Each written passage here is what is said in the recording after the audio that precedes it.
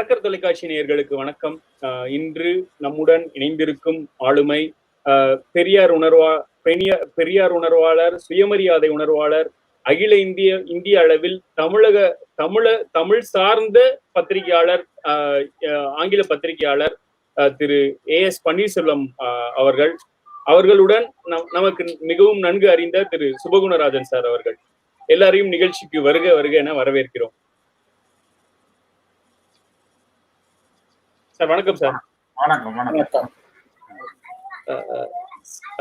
Sir. நீங்க 1980கள்ல உங்களோட எழுத்து பணிய தொடர்ந்தீங்க இல்லையாங்க சார்? அப்போ நீங்க சயின்ஸ் தொடர்பா எழுத ஆரம்பிச்சீங்க. திடீர்னு இந்த அரசியல் சார்ந்து எழுத வேண்டிய கட்டாயம் எப்ப சார் வந்தது?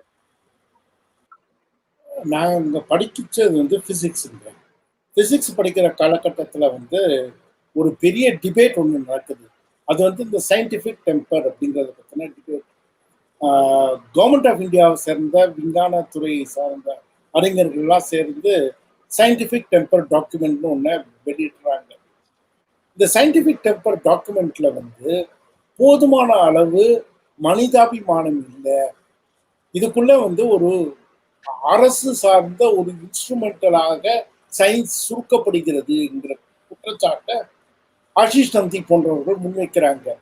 இந்த ஆஷிஷ் நந்தியோடைய அந்த கிரிட்டிசிசம் அது மெயின் ஸ்ட்ரீம் அப்படிங்கிற ஒரு பத்திரிகையில் தான் வருது. இந்த ஆஷிஷ் நந்தியும் டெல்லியில் வீணா தாஸ், சிவ் விஸ்வநாதன் போன்றவர்கள் இந்த சயின்டிபிக் டெம்பரை பற்றி வைக்கிற கிரிட்டிசிசம்ல தான் நாங்கள் சயின்ஸில் வேலை செய்வதை விட்டுவிட்டு சயின்ஸ் எப்படி செயல்படுகிறது என்பதை புரிந்து கொள்ள வேண்டியவர்களாக மாற வேண்டிய அவசியம் இருப்பதை உணர்ந்து செயல்பட ஆரம்பிக்கிறார். இதுதான் அடிப்படைய ஆரம்ப காலத்து எழுத்துக்கள். ஆனா இந்த ஆரம்ப கால எழுத்துக்களோட வரும்போது சயின்ஸ்லயே தொடர்ந்து எழுத முடியாமல் போறதுக்கு காரணம் 85 வாக்குல ஆங்கில பத்திரிகையை பொறுத்தவரையில் வெளிவிவகாரத்துறையை கையாண்டு கொண்டிருந்தவர்களுக்கு அவ்வளவாக தமிழ் தெரியவில்லை. ஆனா மிக முக்கியமான வெளிவிவகாரத்துறை விஷயமாக இந்திய இலங்கை பிரச்சனை மாறுது. ஈழத்தமிழர்கள் பல குழுக்களும் தமிழ்நாட்டுக்கு வந்துடுறாங்க.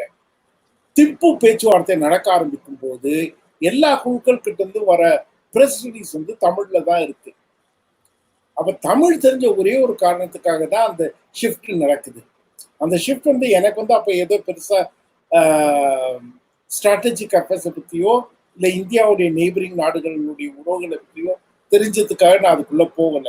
அது தமிழ்ல இருந்தது. அந்த தமிழ்ல இருந்ததை ஆங்கிலத்துல சொல்லக்கூடிய ஒரு திறமை இருந்த ஒரே ஒரு காரணத்தினால நடந்த ஷிஃப்ட் தான். இப்படிதான் பொலிட்டிக்கல் ரிப்போர்ட்டிங்குள்ள வரும். ஆரம்பத்துல ஃப்ரீலான்சிங் தான் பண்றோம். 87ல பிசினஸ் இந்தியா குரூப்ல வேலைக்கு சேர்ந்தோம். 87ல இருந்து 95 வரைக்கும் பிசினஸ் இந்தியா குரூப்ல இருக்கேன்.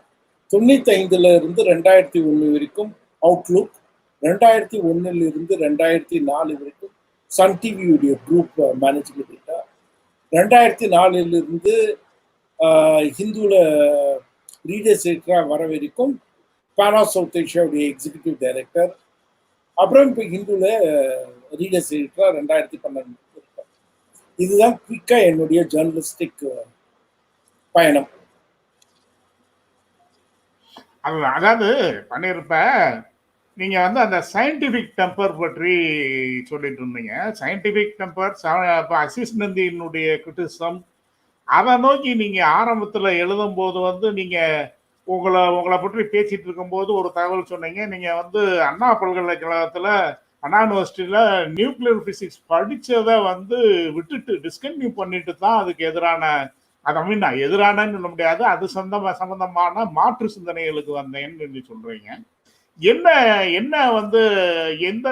ஏன் அதை நோக்கி அந்த படிப்பை விடணும்ன்றதோ இல்லாட்டி அதுக்கு எதிரான அந்த சயின்டிபிக் டெம்பரை பற்றிய டிஸ்கோர்ஸ்குள்ள உங்களுடைய பொசிஷன் என்ன பொசிஷன்ல உள்ள போறீங்க நீங்க? அதுக்குள்ள அதாவது நீங்க 80களின் துவக்கத்திலேயே சயின்ஸை ஒரு எளிமைப்படுத்தப்பட்ட ஒரு பார்வையில பார்க்க வேண்டாம் அப்படிங்கிறது தெளிவாக வர இந்த சமயத்துல 1984 டிசம்பர்ல போபால்ல நடைபெற்ற அந்த விஷவாயு கசிவு என்ன மட்டும் இல்லை, நிறைய பேரை வந்து விஞ்ஞானத்துல ஒரு கரியரா வைத்துக் கொண்டு இருக்காமல் அதை கிரிட்டிக்கலா பார்க்கக்கூடிய ஒரு ஆட்களா மாத்தி இருக்கு. இதுல வந்து நான் மட்டும் வெளியே வரலங்க. அதாவது இந்தியாவில் வந்து ஜேர்னலிசம்குள்ள வந்து ஒரு 3 வேவ் சொல்றாங்க. அதாவது லேட்ரல் இண்டக்ஷன் வேவ். முதல் லேட்ரல் இண்டக்ஷன் வேவ் வந்து எமர்ஜென்சி முடிஞ்ச உடனே அந்த தலைமுறை ஆட்கள் வந்து எக்கானமிஸ்டா இருந்திருப்பாங்க, பியூரோக்ராட்டா இருந்திருப்பாங்க, டிப்ளமேட்டா இருப்பாங்க. அதெல்லாம் விட்டு ஜேர்னலிசம்குள்ள வந்தாங்க. ரெண்டாவது வேவ்ன்றது வந்து 1984 இந்த போபாலுக்கு பிறகு நடந்த இம்பாக்ட்ல வந்தவங்க, அந்த தலைமுறையை சார்ந்தவங்க தான் நான். மூணாவது இம்பாக்ட் வந்து 1991 லிபரலைசேஷனுக்கு அப்புறம் வந்த லேட்ரல் இண்டக்ஷன். இந்த 3 லேட்ரல் இண்டக்ஷன் தான் பெரிய வேவா ஜேர்னலிசம்குள்ள வந்து வெளியில இருந்து உள்ள ஆட்கள் வந்தது. நாங்க வந்து இந்த போபாலுக்கு அப்புறம் வந்த ஒரு ஜெனரேஷன். இப்ப திம்பு டாக்குக்கு அப்புறம் வந்து நீங்க அந்த ஃப்ரீலான்ஸ் தான் அந்த பீரியட்ல இது பண்ணிட்டு இருக்கீங்கன்னாலும், இப்ப நீங்க அதை வந்து மொழிபெயர்த்து நீங்க வந்து பப்ளிகேஷனுக்கு போறதுன்றதும் அது குழுக்களோடையோ இல்லாட்டி வந்து அது சம்பந்தமான வெளியுறவுத்துறை இவங்களோடையோ உங்களுக்கு வந்து குறைஞ்சபட்சம் ஒரு தொடர்புகள் அது மாதிரியான, ஏன்னா நீங்க அடிப்படையில வந்து ஒரு சுயமரியாதை சிந்தனையாளர், அதோட வந்து தமிழ் இன உணர்வுன்றதெல்லாம் உள்ளவர். அப்ப அது மாதிரியான விஷயங்களோட உங்களுடைய தொடர்புன்றதும் எழுத்துன்றதும் வந்து உங்களுடைய சிந்தனைகளும் எப்படியா இருந்தது? நீங்க எழுதுறதுக்கான உங்களுடைய பேசிஸ் எப்படி உருவாச்சு அப்படின்னு. அதாவது ஒரு விஷயம் தெளிவா என்ன தெரிஞ்சதுன்னா, கருத்தை முன்வைக்கிறதுக்கு முன்னாடி ஃபேக்ட்ங்களை முன்வைக்கிறது ரொம்ப முக்கியமாகப்பட்டது. மண்டபம் கேம்புக்கு போய் அங்க இருக்கிற மக்களுடன் பேசி அந்த மக்களுடைய ஃபர்ஸ்ட் ஹேண்ட் எக்ஸ்பீரியன்சஸ் எல்லாம் எடுத்து சொன்னதுனாலதான் என்னுடைய பத்திரிகை துறையில வந்து முக்கியமாக இருக்கு. இதுல வந்து ஏன் முக்கியம்னா, ஜேர்னலிசம்ங்கிறது வந்து வெறும் ஒரு கருத்தை முன்வைக்கிறது மட்டும் அல்ல. ஜேர்னலிசம்ங்கிறது வந்து ஒரு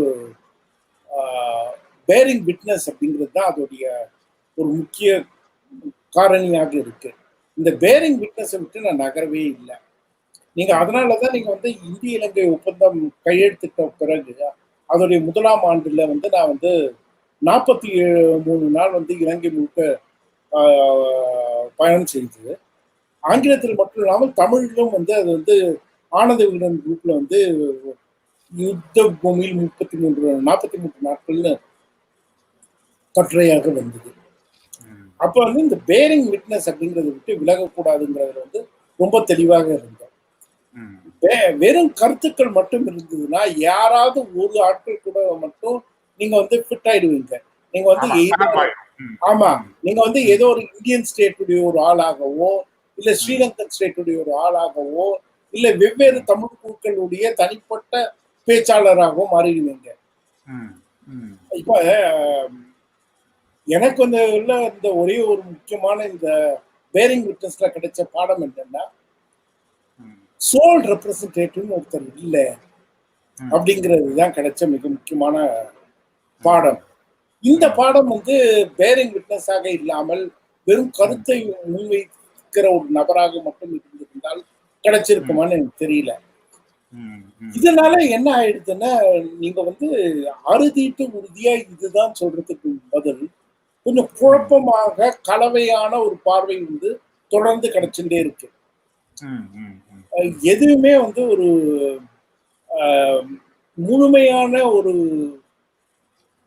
எந்த விதமான பிசுறுகளும் இல்லாத ரஃப் எட்ஜஸும் இல்லாத ஒரு பாதையாக இல்லாமல் முரண்களுடன் தான் இந்த பாதையை சென்றிருக்குங்கிறத வந்து எடுத்து சொல்றதுக்கு வந்து இந்த பேரிங் விட்னஸ் வந்து பல விதத்துல உதவியாக இருக்கு.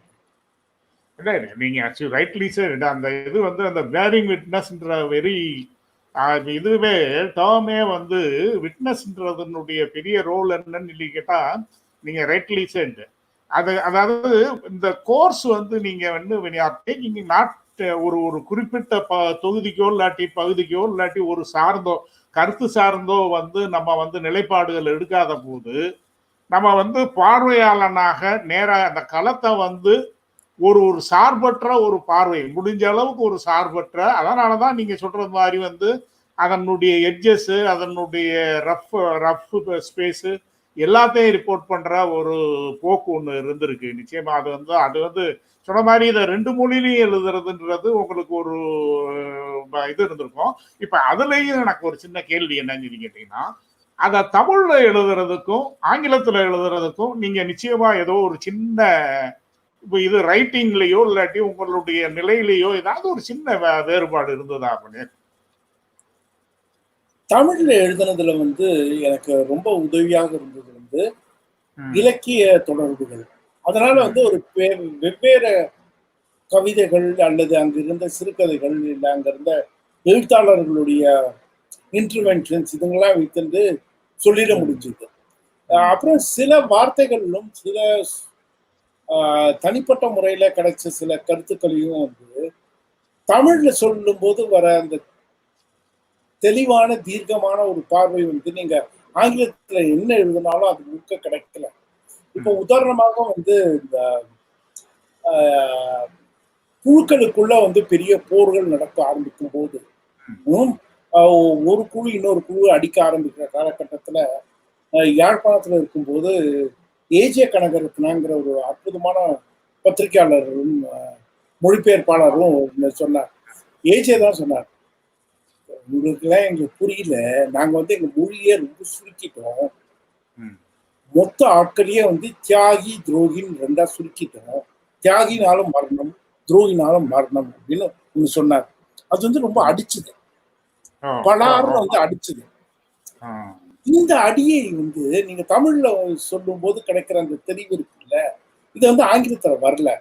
ட்ரைட்டர் மாட்டேர் அப்படின்னும் போது அது கிடைக்கல.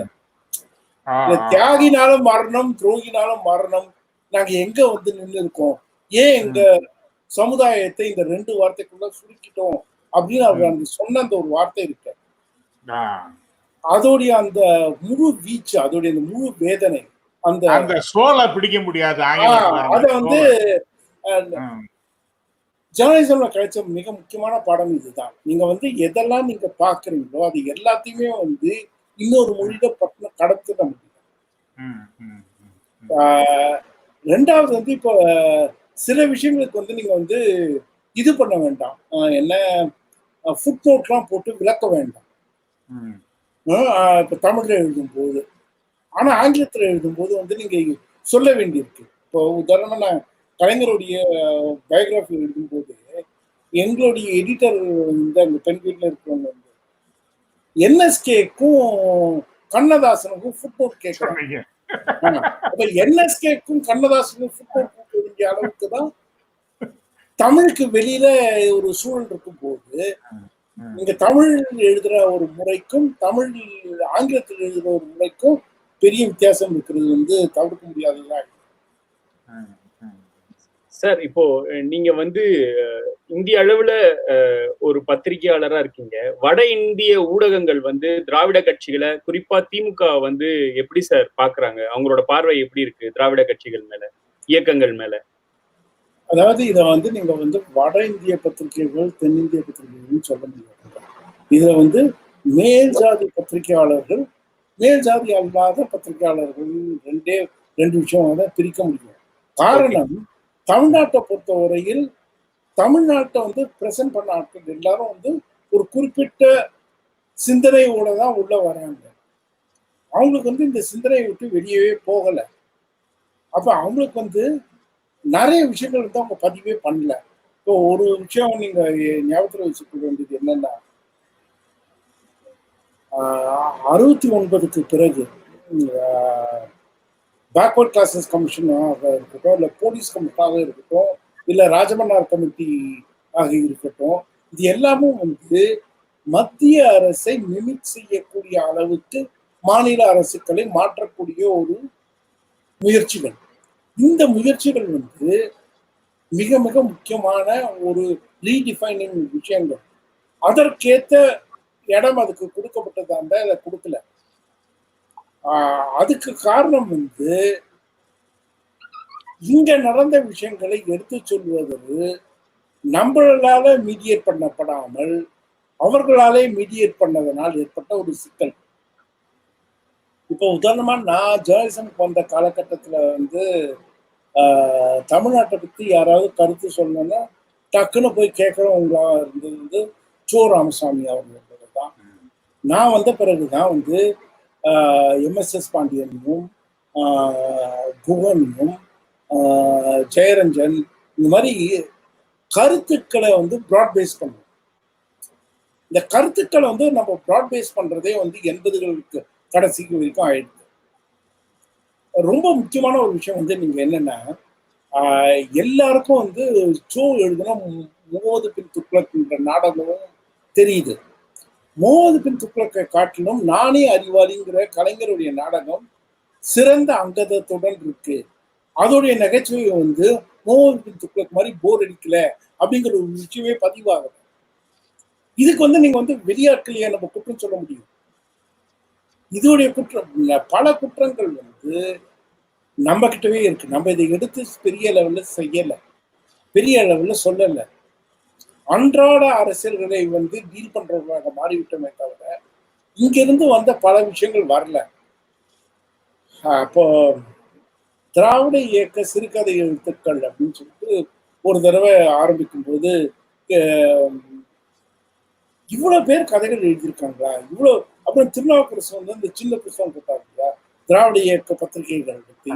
அதை வந்த போது இவ்வளவு பத்திரிகைகள் வந்திருக்கா அப்படிங்கிற கேள்வி கேட்கறாங்களே தவிர அதுக்கு அப்புறம் வந்து அதுக்கு அடுத்த சப்சிக்வெண்ட் ஃபாலோ அப் வந்து நம்ம பண்றது இல்லை. இதுதான் நம்மளுடைய பிரச்சனை. இது வந்து என்னன்னா பெரியார் காலகட்டத்தில் இருந்த அந்த ஒரு பார்வை இருந்தது. ஒரு பக்கம் குடியரசு, இன்னொரு பக்கம் ரிவோல்ட். அந்த ரெண்டு பாதையும் நமக்கு தேவை. நமக்கு வேண்டும்ங்கிறத வந்து நம்ம குடியரசுல சொல்லிக்கலாம். ஆனா நம்ம யாருங்கிறத அர்த்தம் எடுத்து சொல்வதற்கு ரிவோல்ட் தேவைப்படுவது போன்ற இந்த ட்வின் ட்ராக் முயற்சிகள் வந்து தமிழகத்துல பெரிய அளவுல நடைபெறலன்றது தான் என்னுடைய கணிப்பு. எடுத்த முயற்சிகளும் வந்து பெரிய அளவுல சஸ்டைண்டா போடல. இப்ப நீங்க ரைசிங் சன் எல்லாம் வந்து உதாரணமா சொல்றாங்க, சஸ்டைண்டா போகல. இப்போ இல்ல அது கரெக்ட் தான். என்ன சொல்லி கேட்டீங்கன்னா, இப்ப உங்களுக்கு முன்னாடி வந்து தமிழ்ல வந்து கிட்டத்தட்ட திராவிடம் இல்லாட்டி சுயமரியாதை சிந்தனைன்றதுல வந்து ஒண்ணு எனக்கு தெரிய என்னுடைய நாலேஜ்ல இருந்து சொல்றேன், நீங்க நிச்சயமா அதை விட கூடுதலா தெரியும். சண்டே அப்சர்வர் பாலசுப்ரமணியம் ஒருத்தர் வந்து ரொம்ப முன்னாடி வந்து கிட்டத்தட்ட அவர் வந்து பெரியாரோடையே டிராவல் பண்ணவரா இருக்கிறார் இல்லைங்களா. ஆனால் வந்து பாலசுப்ரமணியம் ஒரு முக்கியமான இவர். அவர் டிராவல் பண்றாரு, அதுக்கப்புறம் அவர் விலகுறாரு. பலவிதமான போக்கு இருக்குன்னு எல்லாம் அவங்களுடைய இதுல. ஆனா அவங்க வந்து ஒரு ஒரு நேஷனல் அட்டென்ஷன் இருக்கிறது மாதிரியான பத்திரிகைகளா இருந்தது அன்னைக்கு அவர் சண்டே அப்சர்வர் எழுதின இதெல்லாம். அதாவது சண்டே அப்சர்வரும் சரி, ஜஸ்டிஸும் சரி, அது ரெண்டும் வந்து என்ன பண்ணுச்சுன்னா ரீச் அவுட்டுக்கான ஒரு இடமாக இருந்தது. உதாரணமா ஜஸ்டிஸ் பத்திரிகையுடைய மைசூர் நிருபராக செயல்பட்டவர் வந்து ஆர்.கே. நாராயணன். அதனால அந்த அவங்களுடைய பார்வையே வந்து நம்ம வந்து ஆமா நீங்க வந்து 48, 49 வரைக்கும் இருந்ததை வந்து அதிக அளவுல நம்ம மதிக்கணும். அவங்களுடைய ரீச் அவுட் வந்து நமக்கு அப்புறம் கிடைக்கல. அதனால நீங்க வந்து அந்த ரீச் அவுட் வந்து கொஞ்சம் அதிகமாகவே தான் இருந்திருக்கு. ஏதோ ஒரு விதத்துல வந்து இது என்ன இருக்குன்னா லோக்கலா வளர ஆரம்பிச்ச பிறகு எக்ஸ்டர்னல் ரீச்சிங் அவுட்ட வந்து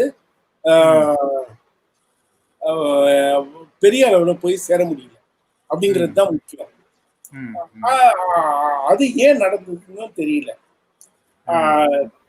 ரெண்டாவது வந்து இடதுசாரிகள் வந்து உதாரணமா இப்டாவை பத்தி அவங்க பண்ணியிருக்கிற பதிவுகள் இருக்குல்ல, அவங்க இப்டாவை பத்தி பண்ண பதிவுகள் மாதிரி திராவிட இயக்க நாடகங்களை பற்றி நம்ம வந்து பெரிய அளவுல பதிவு பண்ணல. இப்ப நீங்க வந்து இப்டாவும் முற்போக்கு கலை இலக்கிய வடிவங்களும் அப்படின்னா ஒரு 15-16 முக்கியமான புத்தகங்கள் எடுக்க முடியுது. திராவிட இயக்க நாடகங்கள் அல்லது திராவிட இயக்க திரை வடிவங்களை பற்றி தமிழ்ல இருக்கிறது இல்லை. நான் வந்து தமிழை தாண்டி ஏதேனும் இருக்கான்னு பார்த்தா டக்குன்னு கிடைக்க மாட்டேங்குது. இல்லன்னு தான் சொல்லணும். அநேகமா இல்லதான். அதுல ஒன்னும் தெரியல. அட்லீஸ்ட் எனக்கு தெரியல. தேர்ற வரைக்கும் கிடைக்க மாட்டேங்குது. ஆமா ஆமா ஆமா. அப்ப இந்த இது வந்து எவ்வளவு தூரம் தான் நம்ம வந்து அடுத்தவங்க வந்து சொல்றது, நம்ம என்ன செஞ்சோம் அப்படிங்கிற ஒரு கேள்விதான் திரும்ப திரும்ப வருது. எனக்கு ஒரு கேள்வி இருக்கு, குறுக்கீட்டுக்கு மன்னிக்கணும். எம்எஸ்எஸ் பாண்டியன் பத்தி நீங்க குறிப்பிட்டீங்க. இப்போ இந்த நிகழ்ச்சிக்கு வர்றதுக்கு முன்னாடியே நான் வந்து அவரோட புக்கு பிம்பச்சிறை எடுத்து ரிவைஸ் பண்ணிட்டு தான் வந்தேன். அது கிட்டத்தட்ட 1992 வெளியான புத்தகம். ஒரு 20 வருஷம் கழிச்சுதான் இப்பதான் தமிழ்ல வந்திருக்கு. அதை படிச்ச பிறகுதான் நிறைய பேருக்கு வந்து எம்ஜிஆருடைய பிம்பம் எத்தகையது, அது எப்படி கட்டமைக்கப்பட்டது அப்படிங்கிறதே புரியுது. இப்ப நம்ம இன்னொரு நிகழ்ச்சியோட தலைப்பை ஒட்டி பேசினா கூட ஒன்றிய அரசின் பிடியில் அதிமுக, எம்ஜிஆர் முதல் இபிஎஸ் வரைன்னு நம்ம அதை நோக்கி பேசலாம்னு நினைக்கிறேன். நான் வந்துட்டு இப்ப நீங்க 2 பேருமே எம்ஜிஆர் காலத்துல நேரடியாவே அவரை பார்த்து வந்தவங்க. ஆனா இப்ப நானும் சரி, விக்னேஷும் சரி எம்ஜிஆர் காலத்துல பிறக்கவே இல்லை. ஸோ ஒரு பெரியவர்கள்ட்ட இருந்து பேசி அவங்க மூலமா கத்துக்கணுங்கிற நோக்கத்துல இந்த நிகழ்ச்சியில கலந்துருக்கோம். எல்லாருக்கும் பொதுவா தெரிஞ்சது என்னன்னா, எம்ஜிஆர் கட்சி தொடங்கினதே வந்து அதுல ஒன்றிய அரசோட தலையீடு இருக்கு, இந்திரா காந்தியோட தலையீடு, வருமான வரி துறையுடைய அழுத்தம். அதுக்காக தான் அவர் வந்து ஒரு பொய்யான குற்றச்சாட்டை வந்து வச்சுட்டு, அதாவது திமுக கணக்கு சரியில்லைங்கிற ஒரு பொய்யான குற்றச்சாட்டை முன் வச்சுட்டு வெளியே வந்தாரு. ஏன்னா பொருளாளரே அவர் தான், கணக்கு காட்ட வேண்டியவரே அவர் தான். ஆனா அந்த குற்றச்சாட்டை வச்சுட்டு வெளியே வந்தாரு. அன்று தொடங்கி 3 பெரும் காலகட்டங்கள் நம்ம சொல்லலாம். எம்ஜிஆர் காலம், ஜெயலலிதா காலம், இபிஎஸ் காலம். இந்த 3 காலகட்டங்கள்லயும் எப்படி சார் வந்து அவங்களோட ஒன்றிய அரசோட குறுக்கீடு வந்து அதாவது அவங்க வந்து எல்லா மாநில கட்சிகளையும் வந்து கட்டுக்குள்ள வைக்க முயற்சி செய்றாங்க. அதாவது ஒன்றிய அரசையோட ஒரு இயல்பாவே இருக்கு. அது காங்கிரஸ் வந்து ஆட்சி செஞ்சா கூட மாநிலத்துல ஒரு காங்கிரஸ் தலைவர் அவங்க வளர விடுறது கிடையாது. மையத்தில் உள்ள தலைவரோட பேச்சை கேட்கறவங்கள தான் அவங்க வச்சிருக்க ட்ரை பண்ணிருக்காங்க.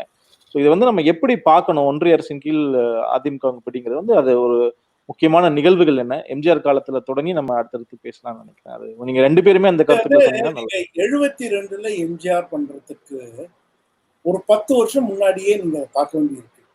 உதாரணமாக திமுகவுடைய முதல் பிளவு இருக்க, சம்பத்துடைய பிளவு. சம்பத் வந்து யார்? அவர் வந்து நாடாளுமன்ற உறுப்பினர் தான். ஆக டெல்லியுடன் தொடர்பு இருப்பதனால் ஏற்பட்ட ஒரு பிளவாக தான் அதை வந்து நீங்க சில காலம் சென்ற பிறகு நீங்க பார்த்தீங்கன்னா ரொம்ப தெளிவா தெரியுது. ஏன்னா அவர் பிளந்த பிறகு அவர் சென்று சேர்ந்த இடம் ஒரு தேசிய கட்சியான காங்கிரஸ் தான். ஆக நாடாளுமன்ற உறுப்பினராக இருந்த சம்பத் பிறகு 72ல எம்ஜிஆருடைய பிளவு சமயத்துல வந்து எல்லாரும் சொல்லக்கூடிய அந்த இன்கம் டேக்ஸ் பிரச்சனைகளோ இல்ல தெரா பிரச்சனைகளையோ கடந்து இன்னொரு முக்கியமான விஷயம் இருக்கு. அது வந்து என்னன்னா இன்ஸ்டிடியூஷனல் பேக்கிங். அந்த இன்ஸ்டிடியூஷனல் பேக்கிங் கொடுத்தது வந்து 2 நாடாளுமன்ற உறுப்பினர்கள் தான். ஒரு நாடாளுமன்ற உறுப்பினர் பேர் வந்து நாஞ்சில் மனோகரன், இன்னொரு நாடாளுமன்ற உறுப்பினராக இருந்தது வந்து இறந்து போன மோகன் குமாரமங்கலம். அப்ப டெல்லியுடைய பார்வைங்கிறதும் அதை வந்து ஹேண்டில் பண்றதுங்கிறதும் வந்து தொடர்ந்து தான் இருக்கு. 2வது வந்து இத நான் சின்ன விஷயமாகவே பார்க்கல. 1980ல திமுகவுக்கு வந்து முதல் தடவையாக துணை சபாநாயகர் பதவி வருது. ஜி லட்சுமணன் வந்து துணை சபாநாயகர். கூட்டணி பிரியும் போது வந்து அவர் துணை சபாநாயகர் பதவி வந்து கட்சியை கட்டணும் முக்கியமாக போய் பதவியை ராஜினாமா செய்யல. அவர் வந்து ரிபலா மாறுறாரு. ஆமா, அப்படியே போய் காங்கிரஸ்காரனா மாறிடுறாரு. ஜெயலலிதா வந்து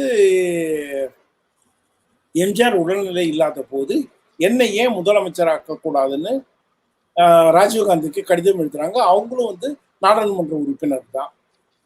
93ல வைகோ வந்து கட்சியை விட்டு வெளியே போனார். அவரும் ஒரு நாடாளுமன்ற உறுப்பினர் தான். இப்ப கடைசியா வந்திருக்கிற அந்த சசிகலா புஷ்பாவுடைய ப்ரொட்டஸ்ட் இருக்க அந்த ஒரு நாடாளுமன்ற உறுப்பினர் தான். ஆனால் நீங்க வந்து ஒரு சம்பத் மாதிரியான ஒரு சிந்தனையாளர் பேச்சாளராக இருக்கக்கூடிய ஒருத்தராக இருக்கலாம், இல்லைன்னா கோபாலசாமி மாதிரி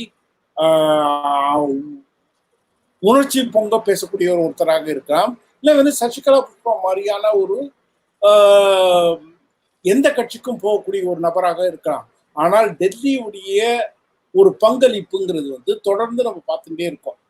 இந்த பங்களிப்பை வந்து நீங்க வந்து தனியாக பார்க்காமல் மேப் பண்ண ஆரம்பிச்சீங்கன்னா, இந்த ஒவ்வொரு மேப்புக்கும் பின்னாடியும் எதெல்லாம் டிஃப்ளெக்ட் பண்றதுக்கு வந்திருக்குன்றது தெரியும். இந்த டிஃப்ளெக்ஷன் வந்து கோர் வேல்யூவை விட்டு வெளியே தள்ளுறதுக்கான ஒரு முயற்சி. இப்ப 70களில் 69க்கு பிறகு நடந்திருக்கிற அஃபர்மேட்டிவ் ஆக்ஷன் வந்து நீங்க டிஃப்ளெக்ட் பண்ணணும்னா என்ன பண்ணணும்? ஊழல் அப்படிங்கிறது வந்து ஒரு நல்ல இன்ட்ரெஸ்டிங்கான டிஃப்ளெக்டிங் விஷயம். அப்ப ஒவ்வொரு காலகட்டத்துக்கும் ஒரு டிஃப்ளெக்ஷனுக்கான ஒரு ஃபேக்டர் ஒன்று தேவைப்படுது. அந்த டிஃப்ளெக்டிங் ஃபேக்டர் தான் வந்து இந்தியன் டீப் ஸ்டேட் வந்து திரும்ப திரும்ப கொடுத்தது. காரணம், திராவிடியன் அரசியல் அப்படிங்கிறது வந்து அரசியல் ஃபார் டீசென்ட்ரலைஸ் பாலிட்டி. அவங்களுக்கு வந்து ஹைலி சென்ட்ரலைஸ் பாலிட்டி தான் பிடிப்படுது. இந்த குறுக்கீட்டுக்கு மன்னிக்கணும், நான் புரிஞ்சுக்கிறதுக்காக கேட்கிறேன். பார்வையாளர்களுக்கும் புரியணும், எனக்குமே புரியணும். நீங்க சொன்னதுல உள்ள சுத்தம் வந்து இது வந்து இன்ஸ்டிடியூஷனல் பேட்டில், நிறுவனங்களுக்கு இடையிலான சண்டைன்னு சொன்னீங்க. அது மாதிரி இது மாதிரி பிளவை நோக்கி செல்றவங்க எல்லாமே தில்லியில நாடாளுமன்ற உறுப்பினரா இருந்தவங்க அப்படின்னு சொல்றீங்க. அதுக்கு அடுத்து வந்து இது ஒரு டீப் ஸ்டேட்டோட இதுங்க. டீப் ஸ்டேட்னா அதை தமிழ்ல எப்படி சொல்லணும்னு ஆழ்ந்த நாடுன்னு சொன்னா லிட்டரல் டிரான்ஸ்லேஷன். நம்ம காண்கிற ஒரு நாடு ஒன்று, அதுக்கு பின்னணியில் அதை இயக்குகிற ஒரு நாடு ஒன்று இருக்கு, ஒரு அதிகார மையம் இருக்கு, அப்படி நான் புரிஞ்சுக்கிறேன் டீப் ஸ்டேட்னு சொல்லிட்டு. அப்ப அந்த டீப் ஸ்டேட்டுங்கிறது யாரு? இது வந்து இப்ப எந்த கட்சி மாறினாலும் இது நடக்குதுன்னா அப்ப யாரு ஆட்டு வைக்கிறது யாரு? இப்ப வந்து நீங்க சொல்றது டீப் ஸ்டேட் நம்ம என்ன சொல்றோம்னா ரொம்ப ரொம்ப இன்ட்ரெஸ்ட் தாங்க. இப்போ உதாரணமாக சுப்ரீம் கோர்ட். சுப்ரீம் கோர்ட்ன்றது வந்து எவ்வளவு பெரிய இன்ட்ரெஸ்ட்னா, இந்தியாவுடைய முதல் அரசியல் சட்ட திருத்தமே சுப்ரீம் கோர்ட்னால எதிராக உருவாக்கப்பட்டது தான். அதுவே வந்து தமிழகத்திலிருந்து ஏற்பட்ட ஒரு பிரச்சனை தான். செண்பகம் துரைராஜன் அப்படிங்கிற அந்த அம்மா அந்த மெடிக்கல் காலேஜ் சீட்டை ரிசர்வேஷன்ல இருந்து வர்றது தான். அதுல வந்து இந்த Champakam Dorairajan versus Madras state case வந்து சுப்ரீம் கோர்ட்ல வரும்போது சென்னை அரசாங்கம் வந்து ஒரு விஷயத்த கண்டுபிடிக்குது. அதாவது இந்த செண்பகம் துரைராஜன் அப்ளையே பண்ணலன்னு. இதை வந்து தமிழக அரசாங்கம் சொல்லும் போது, இங்க பாரு இந்த ஸ்டேட்டஸ் எந்த பேசிஸ்ல வந்து இவருடைய கேஸை என்டர்டெயின் பண்றீங்க, அவர் வந்து அப்ளையே பண்ணல.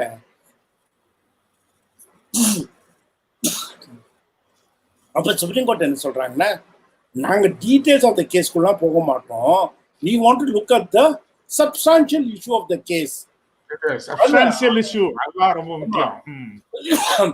Substantial issue வந்து உங்களுடைய அஃபர்மேட்டிவ் ஆக்ஷன் வந்து டிஸ்கிரிமினேட்டரி, அதனால ரிசர்வேஷன் தப்பு அப்படின்னு அந்த ஜட்மெண்ட் வந்துருது.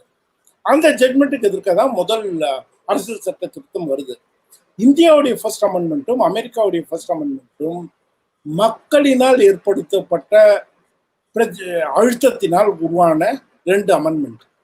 அதனால இந்த 2 ஃபர்ஸ்ட் அமெண்ட்மெண்ட்டும் அரசியல் ரீதியாக மிக முக்கியமான ஒரு விஷயம்.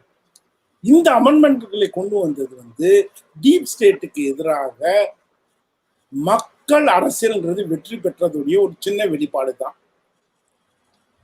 அப்ப நீங்க வந்து திரும்ப திரும்ப என்ன பார்க்கணும்னா, எங்கெல்லாம் டீப் ஸ்டேட்டுடைய அரசியல் இருக்கு, எங்கெல்லாம் மக்கள் அரசியல் இருக்கு, இதுக்கும் அதுக்கும் இருக்கக்கூடிய தொடர்ந்து நடைபெற்று வரக்கூடிய அந்த போராட்டம் இருக்குல்ல, இந்த போராட்டத்துடைய நீட்சியாக தான் நம்ம இதை பார்க்கணும்.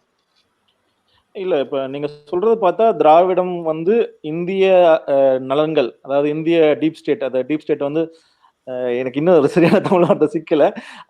இந்தியா ஒன்னா இருக்கணும், அல்ல இந்தியா இருக்கிறதுனால யாருக்கு நலனோ அவங்க வந்து ஐடியா ஆஃப் யூனிட்டரி இந்தியா இருக்கு பாத்தீங்களா? என்ன யூனிட்டரி இந்தியான்ற ஐடியா தான் கிட்டத்தட்ட அதுதான் டீப் ஸ்டேட். சரிங்களா? என்ன அதுதான் ஐடியானா அதுக்கு எதிரானது திராவிடம். திராவிடம் வந்து வலிமையா இருக்கக்கூடாதுன்னு சொல்லிட்டு திராவிடத்தை வலுவிழக்க வைக்கிறதுக்கான வேலைகள் வந்து திராவிடம்ன்றது என்ன? திராவிடம்ன்றதும் அகைன் வந்து சோசியல் ஜஸ்டிஸ். இப்ப ரீஜனலிசம் என்ன, இப்ப சாவரனிட்டி டு பீப்புள், இதெல்லாம் சேர்ந்ததுதானே திராவிடம். என்ன திராவிடம்ன்றது வந்து இது எல்லாத்தையும் ரெப்ரசன்ட் பண்ற ஒரு ஐடியா. அப்ப டீப் ஸ்டேட்ன்ற ஐடியாவும் திராவிடம்ன்ற ஐடியாவும் எதிர் நிலையில இருக்கிறது. அப்ப டீப் ஸ்டேட் கான்ஸ்டன்டா டீப் ஸ்டேட் வந்து அந்த ரீஜனலிசம், இந்த மாதிரியான சோசியல் ஜஸ்டிஸ், இது மாதிரி விஷயங்களை அண்டர்மைன் பண்றதுதான் அதனுடைய அஜெண்டாவும் ப்ரோக்ராமா இருக்கும்ன்றதுதான் அவர் சொல்லும். That is part. சரி, அப்ப வந்து அதுக்கான பணிகள் வந்து 1960 இருந்தே தொடங்கிட்டாருன்னு சொன்னாங்க. இப்ப அந்த கட்சி தொடங்கின பிறகு அதோட பிடி வந்து எப்படி இருந்தது, அதிமுக மேல எப்படி இருந்தது, அந்த மைய நலன்களோட வந்து ரொம்ப சுலபமா பார்க்க வேண்டியது வந்து 77 தேர்தலில் வந்து பெரிய அளவில் வெற்றி பெற்ற அவங்க 79 வந்து மத்திய அரசிலும் மாநில அரசும் அவர்கள் கையில வந்துருது. மத்திய அரசுல வந்து சரண் சிங் பிரதமராகும் போது 2 அதிமுக அமைச்சர்கள் வந்து அமைச்சரவையில் இடம்பெறுகிறார்கள். சத்யவாணி முத்து அவர்களும்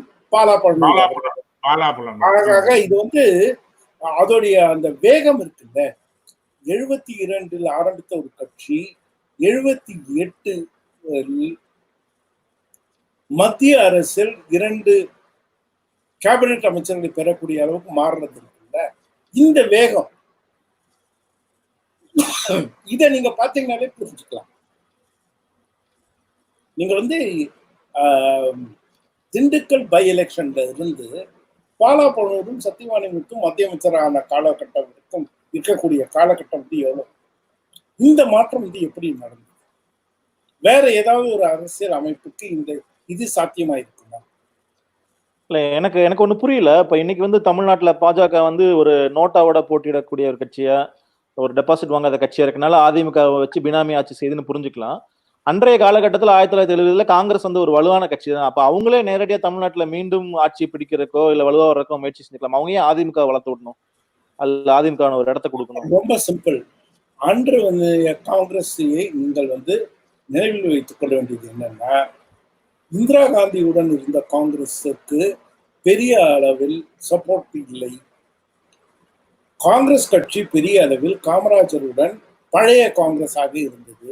பழைய காங்கிரஸுக்கு மத்திய அரசில் பெரிய அளவில் ஹோல்டு இல்லை. அப்ப காமராஜ் காங்கிரஸுக்கும் திராவிட இயக்கத்திற்கும் தான் போட்டியே தவிர இந்திரா காங்கிரஸுக்கும் திமுகவுக்கும் போட்டி இல்லை. நீங்க வந்து திமுகவுடைய உதவியில தான் வந்து சீசுரமே தேர்ந்தெடுக்கப்படுறார். மீண்டும் நாடாளுமன்றத்துல தேர்ந்தெடுக்கப்படுறதுக்கு வந்து திமுகவுடைய உதவி தேவைப்படுது. ரெண்டாவது வந்து மறக்கவே கூடாத ஒரு விஷயம் வந்து என்னன்னா, 1969 காங்கிரஸ் பிளவுபட்ட போது அதற்கான ஸ்டெபிலிட்டியை கொடுத்தது திமுகவுடைய 25 எம்பிக்கள். அப்ப அந்த 25 எம்பிக்கள்னால ஸ்டெபிலிட்டி கொடுத்திருக்காங்க.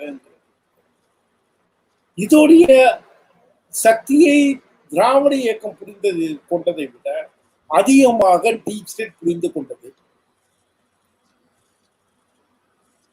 இதுல ரொம்ப ரொம்ப முக்கியமான ஒரு விஷயம் என்னன்னா, அவங்க வந்து இந்த திமுகவை பிரித்து எம்ஜிஆரை வைத்துக் கொண்டு தாங்க கண்ட்ரோல் பண்ணான்ற எண்ணத்தோட தான் வராங்க. இன்ஃபேக்ட் வந்து நிறைய பேர் என்ன கேட்குறாங்கன்னா, எம்ஜிஆரை முன் வைத்து நம்ம வந்துடலாம். இது வந்து நீங்க வந்து கவர்மெண்ட் ஆஃப் இந்தியாவுடைய பழைய டீகிளாசிஃபை பண்ண போறாங்க. இப்போ பார்த்தோம்னா அதுல வந்து என்னெல்லாம் இருக்குன்னா, மோகனகுமார் அவர்களுக்கு முதலமைச்சர் ஆகணுங்கிற ஆசை இருந்திருக்கு. கல்யாண சுந்தரம் அவர்களுக்கு முதலமைச்சர் ஆகணுங்கிற ஆசை இருக்கு. இப்படி பல பேருக்கும் இருந்தது ஆசைதான். எம்ஜிஆர் வந்து இவங்க எல்லாரையும் பயன்படுத்தி கொண்டாரே தவிர அவங்க யாரையும் அவரே கேண்டிடேட்டா மாறி இருக்காரு. அதைதான் அவங்க எதிர்பார்க்கல. அவங்க வந்து எம்ஜிஆரை முன்வைத்து தாங்க வரணும்னு தான் ஒரு திட்டம் போடுறாங்க. இதுதான் அரசியல் வந்து இன்னொரு முக்கியமான விஷயம். அதுல உண்மையாவே அதாவது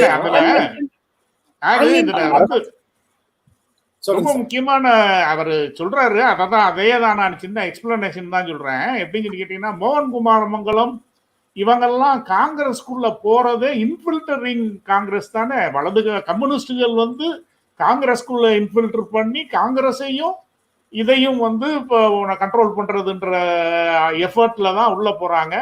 அவங்க தானே, அதாவது கிட்டத்தட்ட எம்ஜிஆர்ன்ற ஆளை வந்து டீப் ஸ்டேட்டினுடைய சார்பாக இங்க அவருக்கு பின்னாடி இதுவா, அதாவது அவருக்கு கிட்டத்தட்ட ஒரு அரசியல் பாலபாடத்தை நடத்துறதே இவங்க தானே. வலது கம்யூனிஸ்ட் கல்யாண சுந்தரமும் இவரும் தானே அவருக்கு ஒரு ப்ரோக்ராமா கொடுக்குறாங்க. எவ்ரிடே ப்ரோக்ராம் அவங்க தானே கூட இருக்கிறாங்க. கம்யூனிஸ்டுகள் இல்லைன்னாக்க எம்ஜிஆர்னால கட்சி கட்டவே முடியாது. கட்சி கட்ட முடியும்னா அவருக்கு ஆர்கனைஸ் பண்ணிக்கிறதுக்கே முடியாதவர் தானே அவரு. அவரை தானே இவங்க முக்கியமான குறிப்பு. இப்போ ஒரு புக்னா நான் அதை ஹைலைட் பண்ணி கோடு போட்டுருவேன். நீங்க பேசுறதுனால நான் நிறுத்தி சொல்ல வேண்டியதா இருக்கு.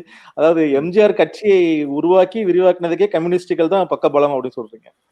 கண்டிப்பா, அதுல என்ன சந்தேகம்? கண்டிப்பா உறுதி. ஊழலுக்கு எதிராகவும் அவ்வளவு குரல் கொடுக்கிற கம்யூனிஸ்டுகள் வந்து அதிமுகவோட ஃபுல் ஜேர்னில அவங்க இருந்திருக்காங்க அப்படின்னு நம்ம புரிஞ்சுக்கலாம். அவங்க அதிமுக ஒரு இருப்பும் வளர்ச்சியில அவங்களோட பங்கு இருக்கு கண்டிப்பா. கண்டிப்பா கண்டிப்பா கண்டிப்பா. அதுல என்ன கம்யூனிஸ்டுகள் இல்லைன்னா அதிமுகவே இல்ல. இன்னொன்னு என்ன தெரியுமா, கம்யூனிஸ்டுகள் அந்த அளவுல மட்டும் இல்ல, எப்ப எல்லாம் திமுகவுக்கு எதிரான பிளவுகள் எல்லாம் வருதோ அப்ப எல்லாம் இதுல கம்யூனிஸ்ட் கூட இருப்பாங்க. வைகோபால்சாமி கூட போனதும் கம்யூனிஸ்டுகள் தான். சரி, நீங்க இன்னைக்கு நிறைய தகவல்களை சொல்றீங்க. இது வந்து நோட்ஸ் எடுக்க வேண்டிய அளவுக்கு இருக்கு. நான் குறிப்பிட்டா அதுக்கு ஒரே காரணம் வந்து அந்த தகவல் எல்லாருக்கும் போய் சேரணும் அப்படின்னா, நீங்க ரொம்ப ஃபாஸ்டா இங்கிலீஷ்ல சொல்லிட்டு போயிடுறீங்க. அதை புரிய வைக்கிறக்காண்டி தான் வந்துட்டு இப்ப டீப் ஸ்டேட் திருப்பி சொல்றமே, இது ஆர்எஸ்எஸ் புரிஞ்சுக்கலாமா இல்ல அது ரொம்ப க்ரூடா? இல்ல ஆர்எஸ்எஸ் இல்ல, ஆர்எஸ்எஸ் இல்ல. அவர் சொல்லுவாரு, அவர் கிளியரா இல்ல, ஆர்எஸ்எஸ் இல்ல.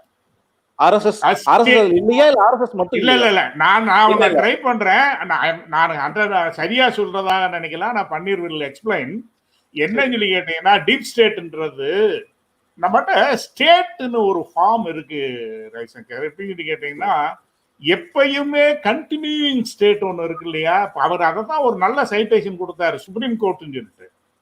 அது எக்ஸிக்யூட்டிவ், ஜுடிஷியரி, இது ரெண்டும் வந்து கண்டினியூயிங் ஸ்டேட். அதுதான் டீப் ஸ்டேட். அதுக்கு ஒரு ஐடியா தனியா வந்து அது எல்லாம் வந்து எக்ஸிஸ்டன்ஸ்ல இல்லைன்னாலும் அது ரெண்டுக்கும் ஒரு கண்டினியூவன்ஸ் ஒன்று இருக்கு. அதுதான் வந்து நான் இன்னும் ரொம்ப பட்டவர்த்தனமா சொல்லணும்னா, அது ரெண்டுமே ஒரு Brahminical state.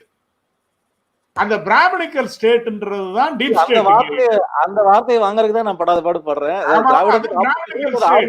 Supreme Court, executive, Supreme Court, இது எல்லாமே வந்து ஒரு கண்டினியூயிங் ஃபேக்டர்.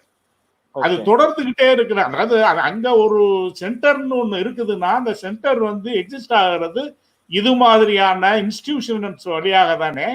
அந்த இன்ஸ்டிடியூஷன் எல்லாமே வந்து இட்ஸ் பில்ட் அப் ஆன பிராமின் ஐடியா. அந்த idea of Brahmin is the basis for அந்த அந்த இதனுடைய இதுவே. அது ரொம்ப இன்னொன்னு டெக்னிக்கலா நேரடியா சொல்லணும்னா, இந்தியா சுதந்திரமாகும் பொழுது வந்து சென்ட்ரல் மத்திய அரசுல இருந்த அத்தனை கேபினட் செக்ரட்டரிகளும் பிராமணர்கள், அத்தனை பேரும் பிராமணர்கள். அதை விட ரொம்ப முக்கியமான விஷயம், அதுல வந்து 60-70% பேர் பாலக்காடு பிராமணர்கள். தமிழ் பிராமணர்களுக்கும், தமிழ் பேசுற பிராமணர்களும் ஒன்றிய அரசு உருவாக்கத்துக்கும் ஒரு பெரிய பங்கு இருக்கு. ரெண்டுக்குமான ஒரு பிரிக்க முடியாத ஒரு பங்கு இருக்கு. அதாவது இந்தியன் பிராமின்ற ஐடியாவே வந்து கான்ஸ்டியூட் பண்ற இது பீப்புள் வந்து தமிழ் பிராமணர்கள், தெலுங்கு தமிழ் பிராமணர்கள் தான் இந்திய பிராமணம்.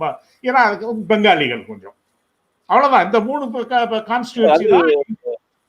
எனக்கு இது ஷாக்கிங்கா இருக்கு. இப்ப நீங்க சித்பவன் பிராமின் சொல்றாங்க, இல்ல ஆர்எஸ்எஸ் தலைவர்கள் யாருன்னு பார்த்தா அதுல தமிழ் பிராமணர்கள் பெருசா வரலையா? அது வேற இது வேற. அவங்க ஒரு மிலிட்டன்ட் குரூப், அவங்களும் உண்டுதான். அவங்க வந்து ஒரு மிலிட்டன்டான, இவங்க இந்த ஐடியான்றது வந்து இவங்க தான் என்ன இந்த கோர் ஐடியா அப்படின்ற. இல்ல அவர் பன்னீர் சொல்லட்டும், ஏன்னா he knows better, அதனால சொல்லுங்க. Okay sir, over to you sir. Panneer sir. அதாவது இந்த நீங்க வந்து மின்டோ மார்லி ரிஃபார்ம்ஸ் காலகட்டத்திலிருந்து பார்த்துன்னு வந்தீங்கன்னா, இந்தியாவுடைய ஸ்டேட் அப்படிங்கிறது வந்து ரிஜிட் ஃபார்மேஷனுக்குள்ள போக ஆரம்பிக்குது. அந்த ரிஜிட் ஃபார்மேஷனுக்குள்ள போகிறதுல வந்து ஒன்று வந்து என்ன, அந்த அயன் ஸ்ட்ரக்சர்னு சொல்லக்கூடிய பியூரோக்ரஸி, அது ஐசிஎஸ் ஆக இருக்கு. அந்த ஐசிஎஸ் வந்து பிறகு ஐஏஎஸ் ஆக மாறிடுது. அப்புறம் வந்து ஃபாரின் பாலிசியை வந்து கண்ட்ரோல் பண்றது. இந்த எல்லா விஷயத்துலையும் வந்து என்னன்னா, 2 முக்கியமான விஷயங்கள் வந்து 40 அதை மறக்கவே கூடாது.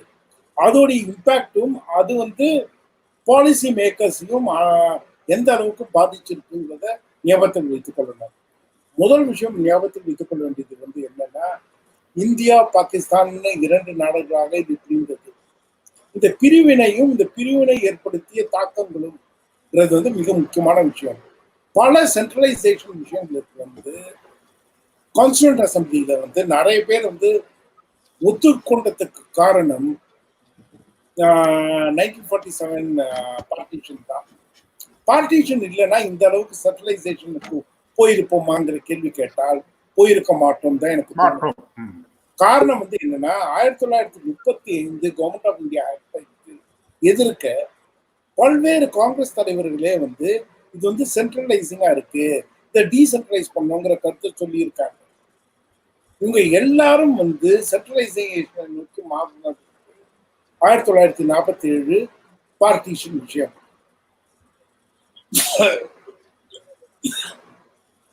பார்ட்டிஷனை ஞாபகத்தில் வைத்துக் கொள்ளாமல் இதை பார்த்தோம்னா நமக்கு வந்து முழுமையான பதில்கள் கிடைக்காது.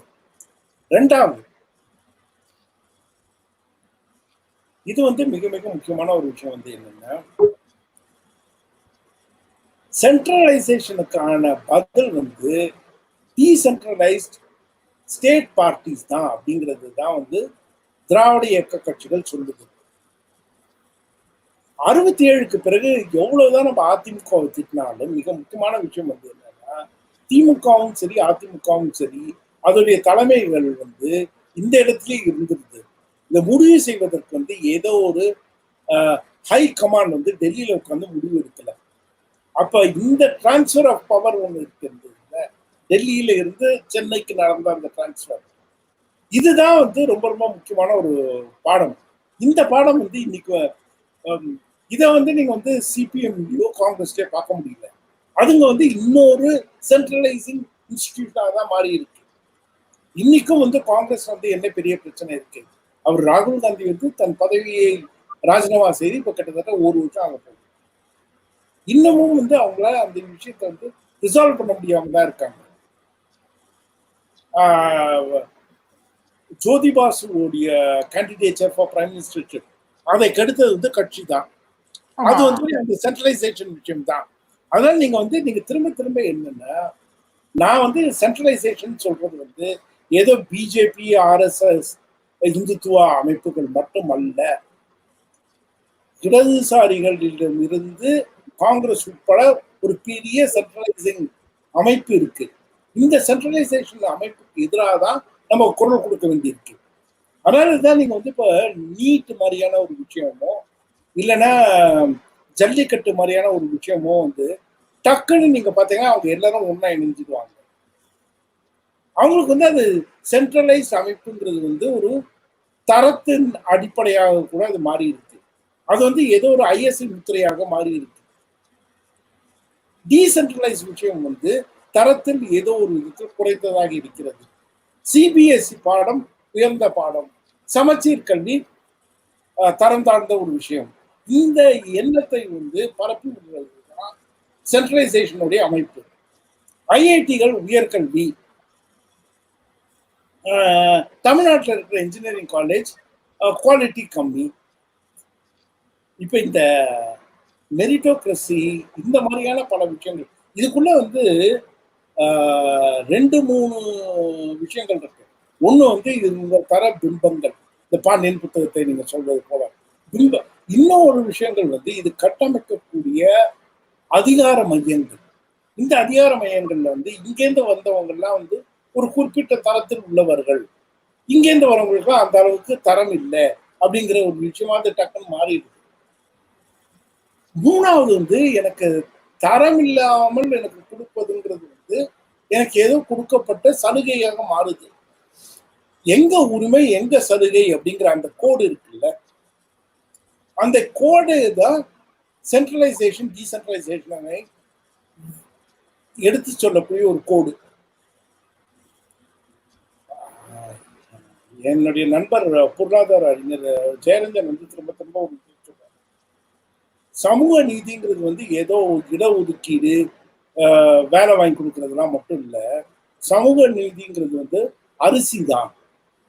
எப்போ வந்து அரிசி எல்லாருக்கும் போய் சேரணும்னு சொல்லிட்டாங்களோ அங்கேருந்து தான் சமூக நீதி ஆரம்பிக்குது. ஒருவேளை சாப்பாட்டிலிருந்து சமூக நீதி ஆரம்பிக்குதுங்கிறதை புரிந்து கொண்டால் சமூக நீதிங்கிறது வந்து எவ்வளவு பெரிய பரந்த ஒரு கான்செப்ட் அப்படிங்கிறத புரிந்து கொள்ளலாம். இது வந்து இதை வந்து ரஞ்சன் கூட அப்புறம் கேளுங்க, அவர் வந்து என்ன கண்ணா அவர் சொல்றாரு. ரஞ்சன் என்ன சொல்லுவாருன்றத நான் ட்ரை பண்றேன். என்ன சொன்னீங்கன்னா, ரஞ்சன் ரொம்ப இன்ட்ரெஸ்டிங்கா சொல்லுவாப்ல. அது என்னுடைய உணவுக்காக நான் வந்து ஒரு கிராமத்துல வந்து ஒரு வேலையாள் இருக்காரு அப்படின்னு கேட்டீங்கன்னா, அவருடைய சாப்பாட்டுக்கு அவர் அரிசிக்காக வந்து முதலாளிகிட்ட போனோம், நில உடைமையாளர்கிட்ட போனோம். அவர்கிட்ட போய் வந்து இந்த ஒரு 6 மாசம் சாப்பாட்டுக்காக அரிசி வாங்கிக்கிட்டு, நெல் வாங்கிக்கிட்டு அதுக்காக வந்து உழைப்ப தர்றதுக்கான ஒரு கான்ட்ராக்ட் ஒன்னால ஒப்பந்தத்துல கையெழுத்திடணும். எப்படி நான் வந்து இந்த உழைப்பு முன்னாடியாவே என்னுடைய சாப்பாடை இந்த ஒரு 4 மாசம் இல்லாட்டி 3 மாசம் சாப்பாட்டுக்காக அடுத்த வருஷத்தினுடைய உழைப்பை நான் வந்து ஏற்கனவே ஒப்பந்தத்தில் அடையில கொடுத்துடுறேன். எதுக்காகனாக்கு சாப்பாடுன்றது ரொம்ப அடிப்படையான உயிர் வாழ்தலுக்கான ஒரு அடிப்படை இது.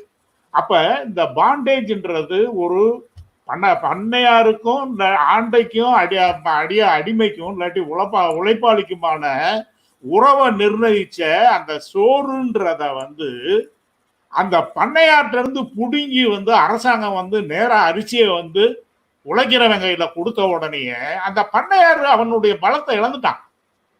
அவன் நான் தான் அரிசி கொடுக்கணும், இவனுக்கு நான் தான் நெல் கொடுக்கணும்ன்ற அதிகாரத்தை அவன்கிட்ட வந்து பிடிங்கியாச்சு.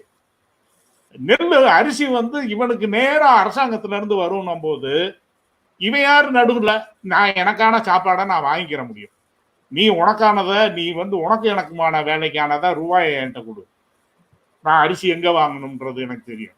இப்ப இந்த வந்து திராவிடம் பேசுற இளைஞருக்கு ஒரு ஜெயரஞ்சன் சார் வந்து இது வந்து ஒரு பைபிள் மாதிரியே சொல்லலாம். இது எல்லாத்துக்கும் புரிஞ்சிருச்சு இந்த கான்செப்ட். அரிசி பாலிடிக்ஸ் வந்து ரஞ்சன் வந்து பொய் சொல்லல. ரஞ்சன் வந்து இந்த பீரியட்ல பண்ணிருக்கிற இன்டர்வென்ஷன்ன்றது வந்து ரொம்ப முக்கியமான இன்டர்வென்ஷன். அது வந்து அரசியல் எழுதியிருக்காரு பாத்தீங்களா, அதெல்லாம் ரொம்ப முக்கியமான ஏரியா. என்னன்னா ஹவு இட்ஸ் டன், அது எப்படி கிரவுண்ட்ல போய் அது ஒர்க் பண்ணுது அப்படின்றது தானே. அதாவது சமூக ஊடகத்தை தொடர்ந்து பாக்குற அடிப்படையில் நான் சொல்றேன், ஒரு 3 ஆண்டுகளுக்கு முன்பு இலவச அரிசின்னு கேவலமா பேசப்பட்ட ஒரு விஷயம் வந்து இன்றைக்கு அவர் ஜெயரஞ்சன் சார் மாதிரி சொல்லுவாங்க எடுத்து சொல்லனால அது எவ்வளவு பெரிய ஒரு சமூக நீதி கருவி அப்படிங்கிறது ஓரளவுக்கு ஒரு பரந்த புரிவில் வந்திருக்கு. ஒரு பன்னீர் சார் பேசும்போது வந்து பிம்பங்கள் பத்தி சொல்லிக்கிட்டு இருந்தாரு. நான் அதுலயே எனக்கு ஒரு கேள்வி இருக்கு. இப்ப எம்ஜிஆர் இருந்த வரைக்கும் கலைஞர் வந்து வெல்ல முடியவில்லை அப்படிங்கிற ஒரு பொய் வந்து திட்டமிட்டு பண்றாங்க. நடுவில் நாடாளுமன்ற தேர்தலில் வென்றாங்க 1980களில். அதுக்கப்புறம் உள்ளாட்சி தேர்தலில் பெரிய வெற்றி பெற்றாங்க. அது ஒண்ணு. எம்ஜிஆருடைய பிம்பத்துக்கு எந்த அளவுக்கு பிம்பத்துக்கோ வெற்றிக்கோ ஒன்றிய அரசோ இல்ல நீங்க சொல்ற இந்த டீப் ஸ்டேட்டோ எந்த அளவுக்கு உதவி செஞ்சது சார் இந்த 13 வருஷ காலத்துல? எப்படி உதவி செஞ்சது? அதாவது பிடியில் இருக்கிறதுங்கிறது ஒண்ணு, அதை எப்படி வளர்த்து விட்டாங்கிறதுக்கு இன்னும் வேற எது சொல்ல முடியுமா? எனக்கு ஞாபகம் வர்ற ஒண்ணு வந்து இப்ப இந்த ஓபிசி கிரீமி லேயர் வந்து கொண்டு வந்தாங்க. பிசி எம்பிசி கிரீமி லேயர் வந்து கொண்டு வந்து அவர் தோத்தார். அதுக்கு கூட அவருடைய அதிகாரிகள் தவறான வழிகாட்டுதல தான் வந்து அவர் அந்த மாதிரி செஞ்சதா சொல்றாங்க. சோ எம்ஜிஆர் வந்து அவங்க பிடியில வச்சுட்டு வேற என்னெல்லாம் சாதிக்க முயற்சி செஞ்சாங்க அந்த 13 ஆண்டு காலத்துல? முதல்ல எம்ஜிஆர் வந்து ஆட்சியில் இருந்த 10 ஆண்டு காலம் தான். 1977 ஆரம்பித்து 1987 டிசம்பர்ல அவர் இறந்தார். 10 ஆண்டுகள் தான் அவர் வந்து ஆட்சியில இருக்கார். இந்த 10 ஆண்டு ஆட்சியில ஏன் இதை வந்து சரியா 10 ஆண்டுன்றன்னா, நடுவில் வந்து 80 வந்து ஒரு ஆட்சி கலைந்து திருப்பி ஆட்சிக்கு வரக்கூடிய அந்த ஒரு சிறிய ஜனாதிபதி ஆட்சி காலமும் தமிழ்நாட்டில் உண்டு. நீங்க அதை எடுத்துட்டீங்க, சரியா 10 ஆண்டு காலம் தான். 10 ஆண்டு காலத்தில் நம்மளுடைய புரிதல் படி வந்து 2 முறை தான் ஒருத்தராக தேர்ந்தெடுக்கப்பட முடியும். ஆனா எம்ஜிஆர் வந்து 3 முறை தேர்ந்தெடுக்கப்படுகிறார். 77, 80, 84. 77 தேர்தல் எமர்ஜென்சிக்கு பிறகு நடைபெறுகிற தேர்தல். அது வந்து எமர்ஜென்சியும் அதனுடைய பல்வேறு தாக்கங்களும் அப்படிங்கிறதோட அதை பார்க்க வேண்டியது.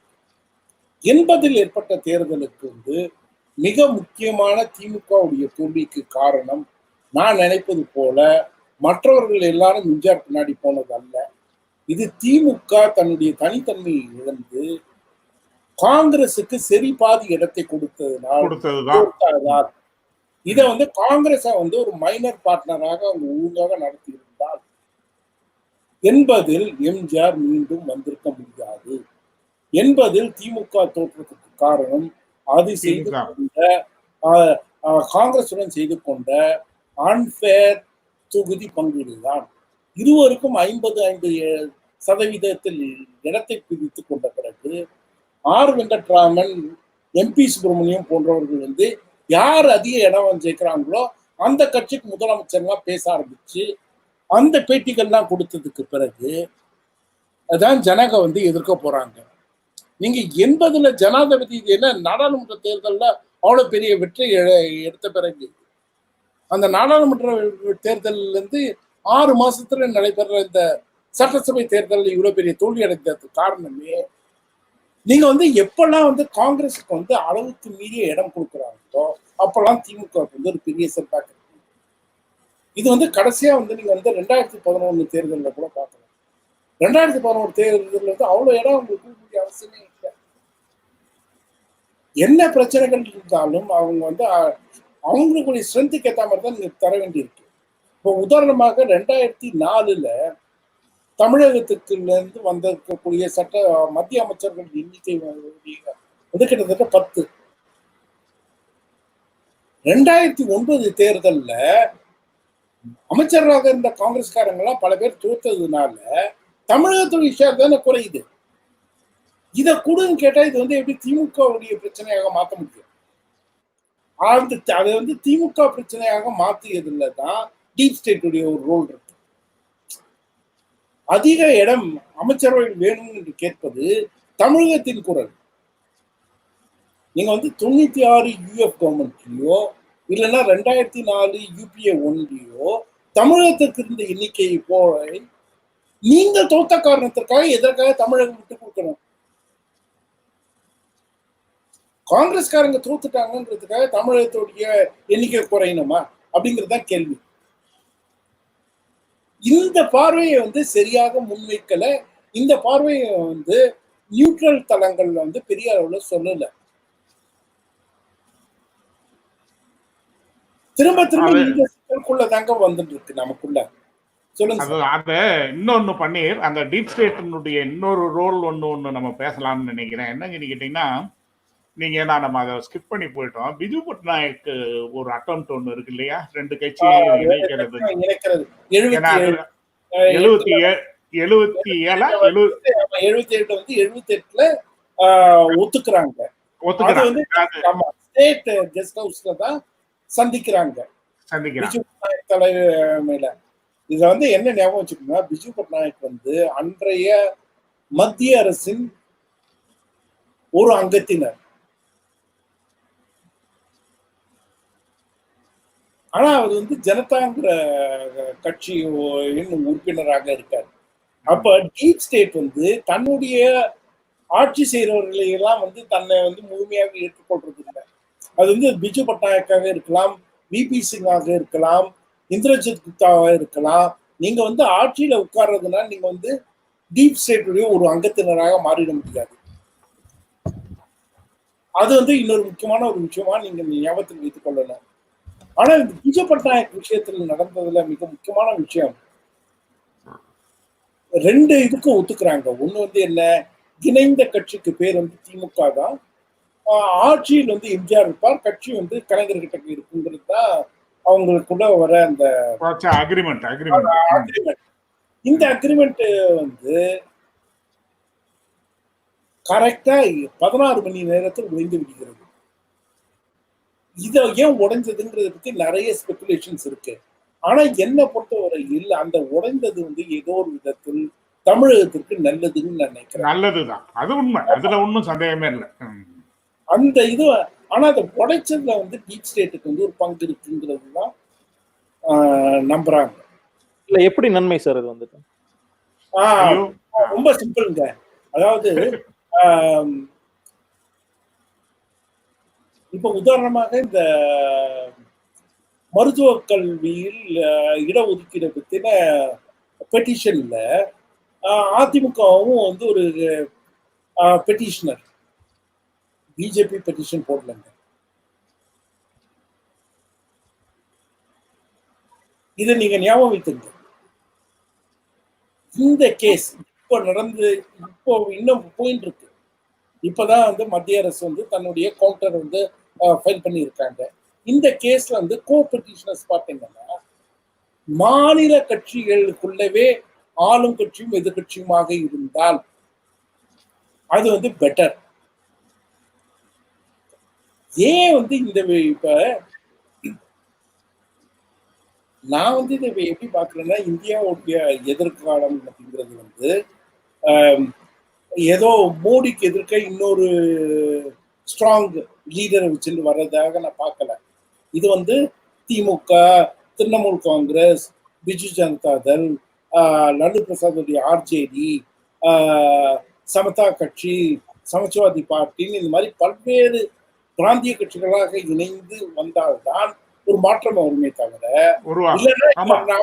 இல்லைன்னா you are not talking about an alternative.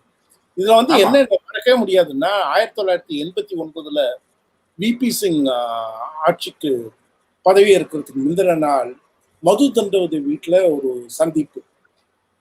அப்ப அந்த சந்திப்பின் போது எங்க கூட இருந்த ஒரு பத்திரிகையாளர் ரொம்ப புலாங்கிதம் அடைஞ்சு, ஆஹா பெரிய விஷயம் நடந்ததுன்னா ரொம்ப சந்தோஷமா இருந்த போது மது தண்டவதி சொன்னார், இவ்வளவுலாம் புலாங்கிதம்லாம் அடையாதீங்க, we are not an alternative to Congress, we are alternate Congress அப்படின்னு.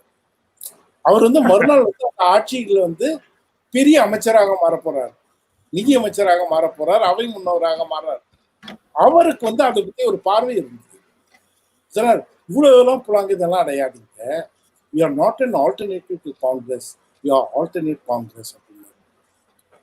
அப்ப இந்த ஆல்டர்னேட் காங்கிரஸ் அப்படிங்கிறதுக்குள்ளவே பல்வேறு aspect of the deep state வெளியே வந்து. அதனால இந்த டீப் ஸ்டேட் விஷயத்தை நம்ம புரிந்து கொண்டே இருந்தால்தான்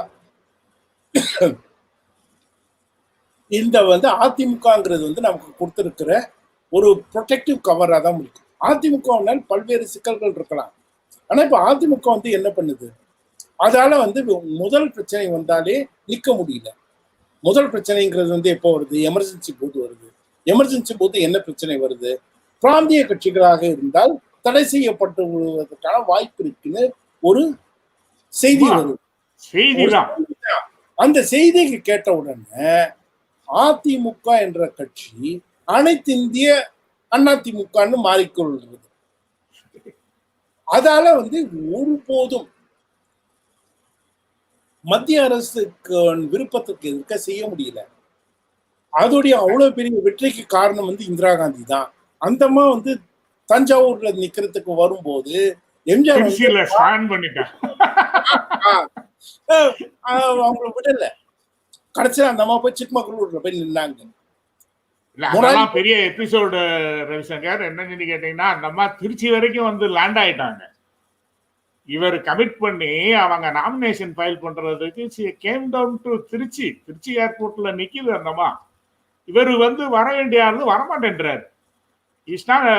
எம்ஜிஆர் அங்க போயில 2 பேரும் சேர்ந்து நாமினேஷன் ஃபைல் பண்ண வேண்டிய நேரத்துல இவர் இங்க உட்காந்துக்கிட்டு படுத்துக்கிறாரு. அந்த அம்மா ஸ்டாண்ட் ஆகி அப்படியே திருச்சியில நின்றுட்டு திரும்பி போயிட்டு அப்புறம் மறுபடியும் சிக்மகளூர்ல போய் ஜெயிக்குது.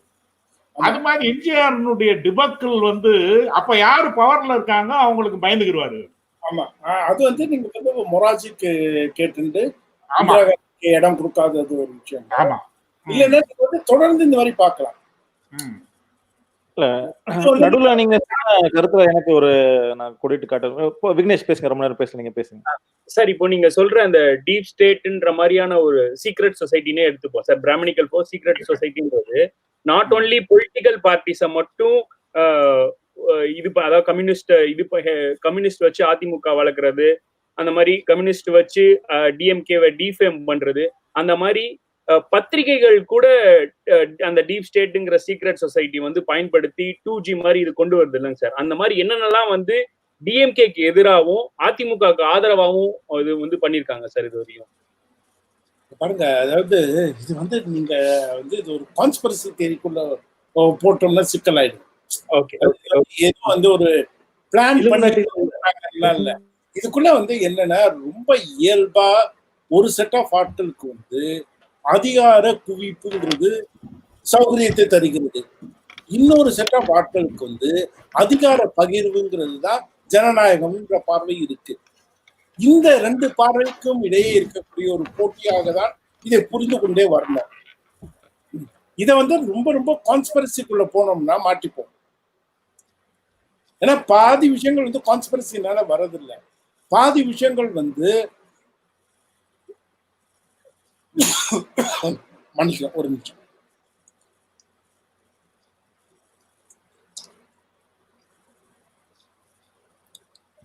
பல விஷயங்கள் வந்து அவங்கவுங்களுடைய கன்விக்ஷனோட தான் வருது. நீங்க வந்து இந்த கன்விக்ஷனோட வருதுங்கிறது வந்து எப்படி புரிந்து கொள்ளணும்னா, உதாரணமா 67ல வந்து திமுக வெற்றி பெற்ற உடனே திமுகவுடன் கூட்டணி வைத்த அனைத்து கட்சி தலைவர்களையும் சந்தித்து பேசுறதுக்கு வந்து அண்ணா வந்து ரெண்டு மூத்த தலைவர்களை அனுப்புறாரு. அதுல வந்து ராஜாஜியை பார்க்கறதுக்கு வந்து ராஜாராமையும் செழியனையும் அனுப்புறாரு. ராஜாராமும் செழியனும் அங்க இது வந்து கேஜே ராதாமனாவுடைய புத்தகத்தில் ஒரு இடத்துல இருக்கும். இவங்க ராஜாஜியை பார்க்க போகும்போது ராஜாஜியை சுற்றி இருந்தவங்க என்ன நினைக்கிறாங்கன்னா, இவங்க வந்து புதுசா வந்திருக்காங்க, இவங்களுக்கு என்ன ஆட்சியை பத்தி தெரியும், நீங்க முதலமைச்சர் ஆயிடுங்க, அவங்களுக்கு வந்து உதவியா இருக்கும் அப்படின்னு. அப்ப வந்து ராஜா சொல்றாரு, எல்லாம் சரி அவங்க கேட்கணும் இல்லை அப்படிங்கிறாரு. அப்ப அந்த அளவுக்கு அந்த ஆசை இருக்குல்ல, அந்த ஆசை தான் டீப் ஸ்டேட். அந்த ஆசைக்குள்ளதான் எல்லாமே இருக்கு. இது வந்து என்ன சென்ட்ரலைசிங், எங்களுக்கு வந்து ஒரு சில திறமைகள் இருக்கு, இது வந்து அங்கேருந்தே வருது, இத்தனை வருஷம் அனுபவங்கள் இருக்கு, இது வந்து பல வகையா இருக்கு. இந்த டீப் ஸ்டேட் வந்து வெறும் கான்ஸ்பரன்சியா பார்த்தோம்னா மாட்டிப்போம். ஏன்னா இந்த டீப் ஸ்டேட்குள்ள வந்து கொஞ்சம் தான் எஃபர்ட், நிறைய விஷயங்கள் வந்து என்ன சொல்றது ஸ்பான்டேனியஸாகவும் ஆர்கானிக்காகவுமே அதுக்குள்ள போயிடுது. அவங்களுக்கு வந்து நம்ம வந்து டிஸ்கிரிமினேட் பண்றவங்க கூட தெரியல. இப்போ உதாரணமாக நான் வந்து ஒரு ஃப்ரண்ட் லைன்ல வந்து ஒரு 1987 இளையராஜா பத்தி ஒரு பெரிய கட்டுரை எழுதி முடிச்ச உடனே ஒருத்தர் என்னை பார்த்து பேசினார், இவ வந்து நம்பளவா இல்லை ஆனாலும் எழுதுற. அதை வந்து அவர் வந்து ப்ரைஸ் பண்ணி தான் சொல்றாரு. அவருக்கு வந்து இது வந்து ஒரு கான்டெஸ்டிங்காவே தெரியல. அப்ப இந்த டீப் ஸ்டேட்டுங்கிற விஷயத்துக்குள்ள வந்து இது வந்து கான்ஸ்பரன்சியெல்லாம் பார்க்க முடியாது. அதுக்குள்ள வந்து நிறைய என்ட்ரன்ஸ் ஐடியாஸ் இருக்கு. அதனாலதான் இந்த போட்டி, இந்த நீண்ட அரசியல்ன்றது வந்து ரொம்ப ஆழமாகவும் தொடர்ச்சியாகவும் செயல்பட வேண்டியிருக்கு. நீங்க வந்து ஏதோ நான் பிராமின் மேனிஃபெஸ்டோவில் ஆரம்பிச்சு 69% வரைக்கும் ரிசர்வேஷன் வந்தது வந்து ஒரு நேர்கோடா பார்க்க முடியாது. தொடர்ந்து போடுறது ஒரு சண்டையாகவும், அந்த சண்டையை வந்து நீங்க திரும்ப திரும்ப கொண்டு வர வேண்டிய விஷயமாகவும் இருக்கு. ஒரு தலைமுறை போனா அடுத்த தலைமுறை அதே கருத்துக்களோட தான் திருப்பி வந்துடுறாங்க. நான் வந்து எவ்வளவு இடத்துல போய் கேட்டிருக்கேன் தெரியுமா, சாதிலாம் இன்னைக்கு பேசலாமாங்க அப்படின்னு என்கிட்ட சொல்றவங்க நான் நிறைய பேரை போய் பார்த்துட்டேன். அதனால வந்து நீங்க வந்து இந்த 100 வருட பயணம் அப்படிங்கிறதுல வந்து சில விஷயங்கள் திரும்ப திரும்ப வந்து கொண்டேதான் இருக்கு. அதனால இது வந்து நம்ம எதிர்கொள்ளும் போது தயவு செய்து இது வந்து கான்ஸ்பரன்சியாக இல்லாமல் ஸ்பெசிபிக் விஷயங்களாக புரிந்து கொண்டு வந்தோம் என்றால் நம் இதை எதிர்கொள்வதற்கான வல்லமை உடையவர்களாக இருப்போம். சரி சார், எனக்கு நீங்க சொன்னதுல இன்னொரு வியப்பான செய்தி வந்து என்னன்னா, அதிமுக திமுக 2 கட்சி இருக்குது, தமிழ்நாட்டுக்கு நல்லது. அப்போ வந்து நாங்க எல்லாம் என்ன நினைப்போம்னா, பிளவு பெறாம திமுக ஒரு தனிப்பெரும் கட்சியா இருந்திருந்தா 50 ஆண்டுகளுக்கு திமுகவே தொடர்ந்து ஆட்சி செய்திருக்கலாமோ, அது இப்ப தமிழ்நாட்டுக்கு இன்னும் நல்லதா, அப்படி செய்ய விட்டுருக்க மாட்டாங்க, ஓச்சிருப்பாங்க அப்படின்னு சொல்றீங்களா? இல்ல இல்ல, இது ரொம்ப முக்கியமானது. இதுல ஒண்ணு சார் நீங்க அது என்ன முக்கியமானது என்னன்னு கேட்டீங்கன்னா, நான் அந்த கேள்வி கேட்கணும்னு நினைச்சேன், நான் அது முன்னாடி வெளில போயிட்டேன். ஒன்றும் இல்லை, அது 2 அதிமுக திமுகவுக்கு எதிர் இங்க வந்து ஒரு திராவிட கட்சி அப்படின்ற ஒரு லேபலோடையாவது ஒரு கட்சி இருக்கணும்ன்றத ஏன் நம்ம இன்சிஸ்ட் பண்றோம் அப்படின்னு கேட்டீங்கன்னா, அவர் ரொம்ப நேரம் எக்ஸ்பிளைன் பண்ணார் பார்த்தீங்களா, அந்த ஐடியான்றது வந்து அதாவது டீப் ஸ்டேட்ன்றது வந்து அகைன் ஒரு கான்ஸ்பிரசி இல்லை, அது வந்து அது ஸ்பான்டேனியஸா உருவாகிற ஒரு மேலாதிக்க தன்மை. ஏன்னா அது வந்து உள்ளுக்குள்ள வந்து எப்பயுமே வந்து நல்லது செய்யறதாக கூட அது வந்து தன்னை முன்னிறுத்திக்கிறோம். அப்படியான ஒரு இதுக்கு எதிராக நம்ம வந்து ஹோல்சமா தமிழ்நாடுன்ற மொத்த அரசியலுமே ரீஜனல் அப்படின்னு மாத்தணும் அப்படின்னு சொல்லி கேட்டீங்கன்னா அதுக்கு வந்து ரெண்டு கட்சியும் திராவிட இதுல அதனாலதான் இந்த பெட்டிஷன்ல கூட வந்து அதிமுகவும் பெட்டிஷனர் அப்படின்றது நம்மளுக்கு ரொம்ப முக்கியம்.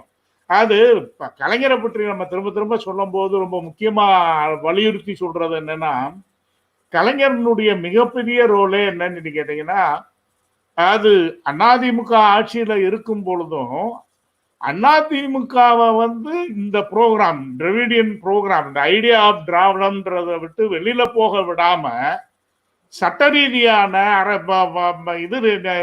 இது ரீதியான அரசியல் ரீதியான போராட்டங்களை நடத்துறது இல்லாட்டி வழக்குகளை நடத்துறது இதன் மூலமா அவங்கள வந்து அந்த நீங்க நம்ம சொன்னது மாதிரி எம்ஜிஆர்னுடைய கிரீமி லேயர் ஆகட்டும் இல்லாட்டி ஜெயலலிதா உருவாக்குற இது இந்த மதமாற்ற தடை சட்டமாகட்டும் இல்லாட்டி வந்து ஆடு கோழி வெட்டக்கூடாதுன்றதாகட்டும் இது மாதிரி எல்லா விஷயங்களையும் வந்து கவுண்டரா வந்து நம்ம இங்க அவங்கள வந்து ஒரு இடத்துல சேனலைஸ் பண்ணி மறுபடியும் அவங்கள வந்து டிராக்குக்குள்ள கொண்டுறதுன்றதுக்கு நம்மளுக்கு எதிரான ஆளும் நம்மளுடைய ஐடியாவுக்குள்ள ஆப்ரேட் ஆகிற ஆளா இருக்கணும்.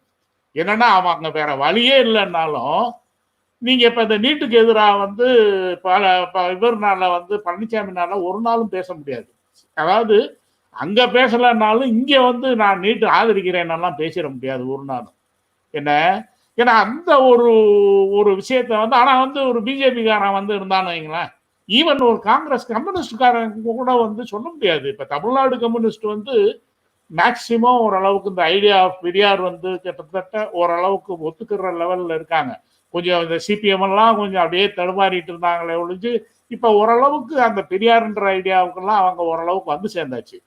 இது இல்லாம நீங்க ஒரு நேஷனலிஸ்ட் பார்ட்டிகள் மட்டும் வந்து இப்ப எல்லா ஸ்டேட்லயும் வந்து தமிழ்நாடு தவிர இப்ப ஆந்திராவிலேயோ கர்நாடகாவிலேயோ இந்த ரீஜனல்ன்ற ஐடியா அங்கேயும் வந்து இப்ப எடியூரப்பா என்ன முழுக்க என்ன பிஜேபி ஆளா?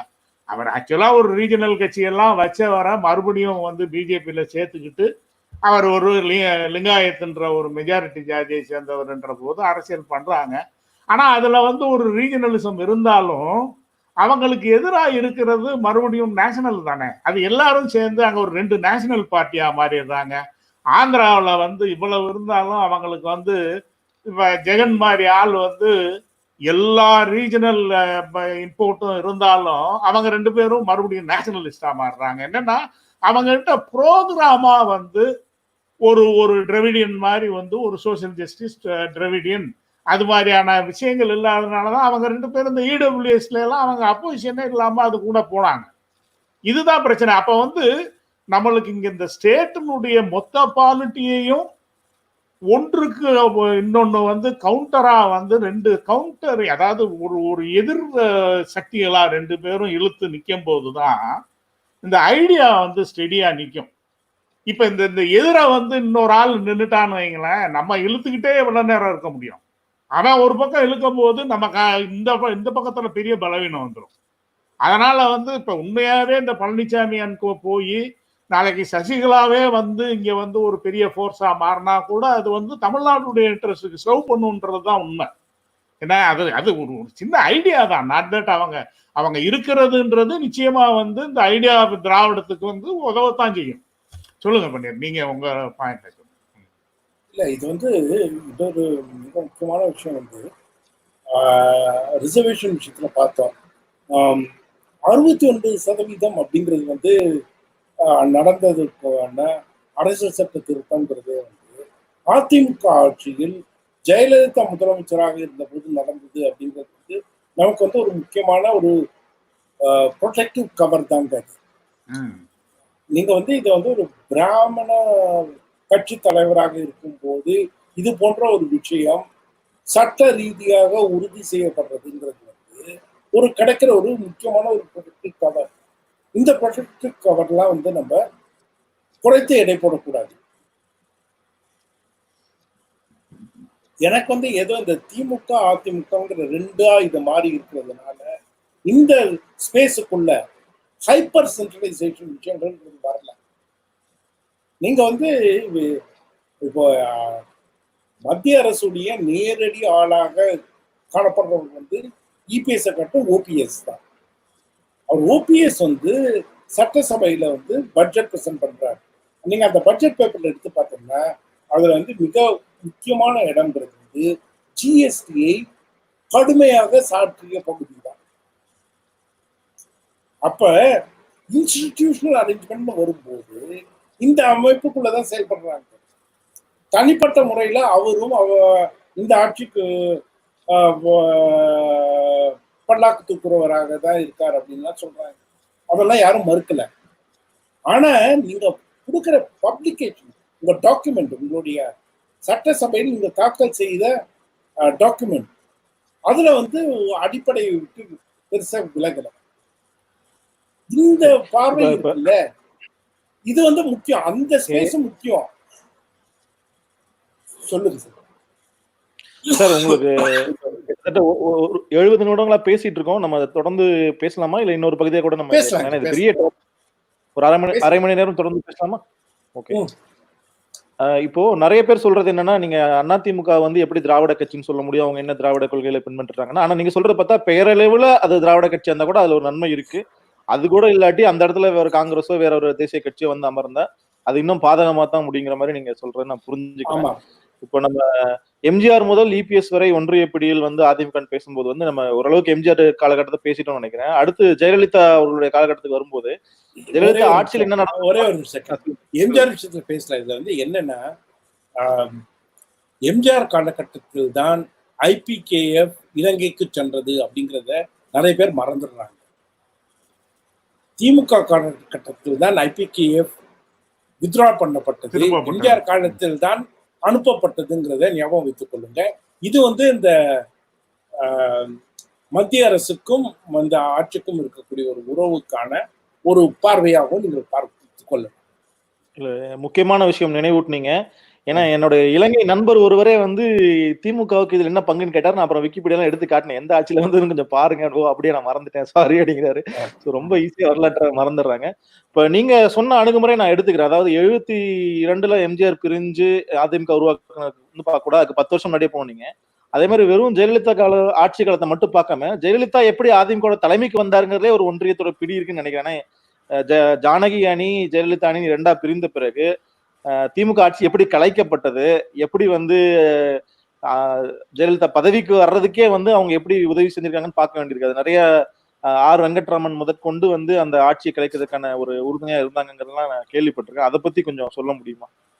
அதாவது ரொம்ப சுலபமா நீங்க வந்து இன்னைக்கு நடந்த சில விஷயங்களை முதல்ல கணக்கில் எடுத்துக் கொண்டால் இது எல்லாமே தான் முன்னாடி நடந்ததுன்னு நீங்க புரிஞ்சுக்கணும்.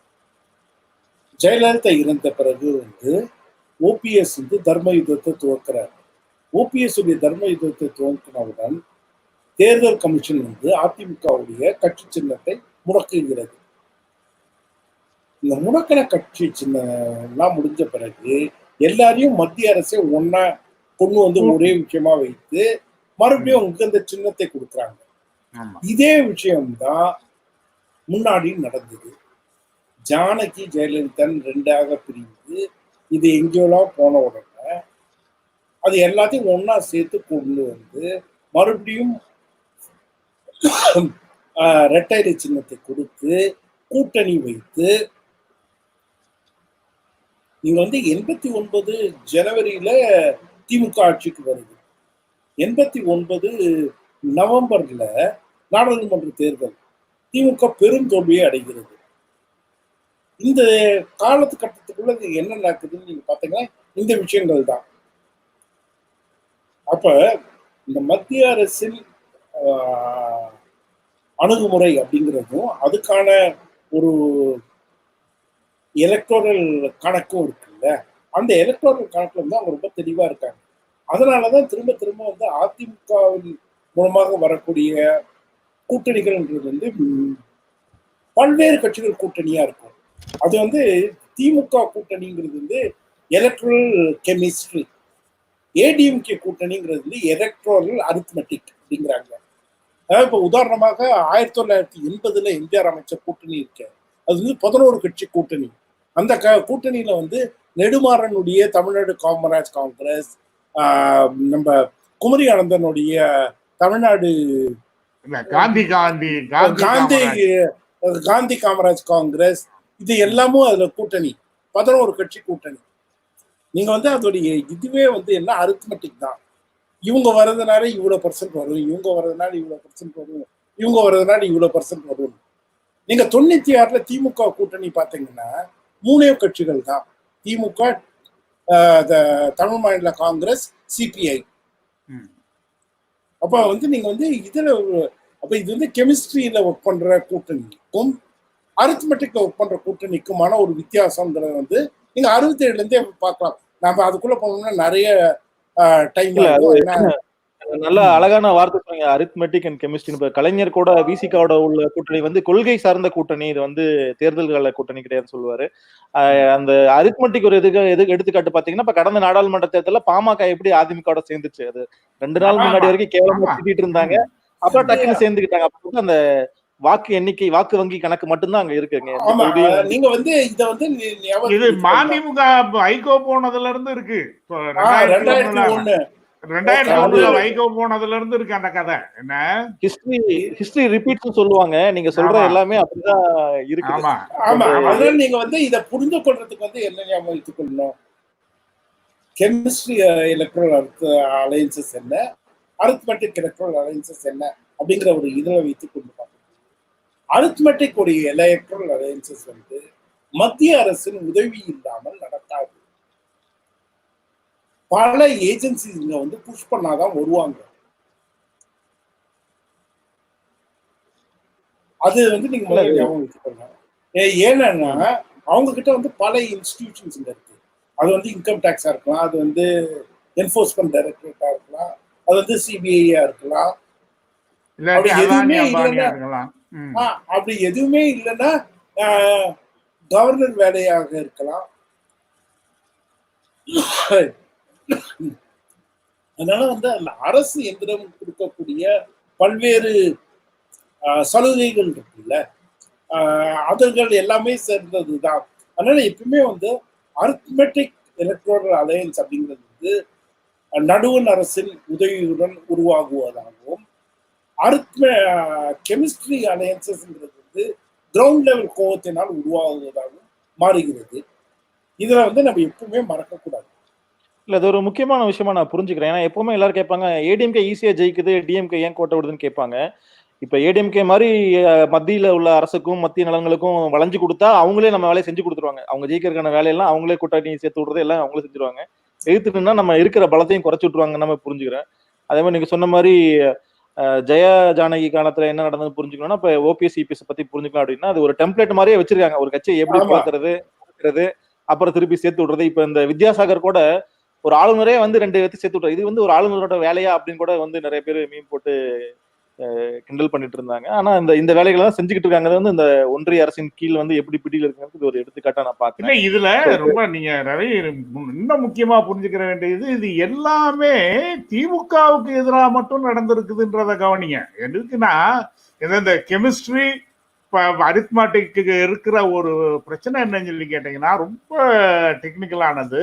இந்த சென்ட்ரல் மூவ்ன்றது அவ்வளவும் வந்து திமுகவுக்கு எதிராக தான் அவ்வளவு நடந்திருக்கு. என்னன்னா, திமுகன்ற கட்சி பெரிய அளவுல ஆட்சியில இல்லாம இருக்கிறதுக்கு காரணமும் அதுதான். தொடர்ந்து ஆட்சியில அவங்கள வரவிடக்கூடாதுன்றதும், அவங்க இருந்தா அவங்கள டிஸ்பிளேஸ் பண்றதுக்குமான நகர்வாதான் இருக்குதுன்றது. நீங்க உங்க கூட்டணின்றது வந்து கெமிஸ்ட்ரி சார்ந்து இருக்கும் பொழுது, அது அந்த கெமிஸ்ட்ரி எதுக்கு எதிரானது?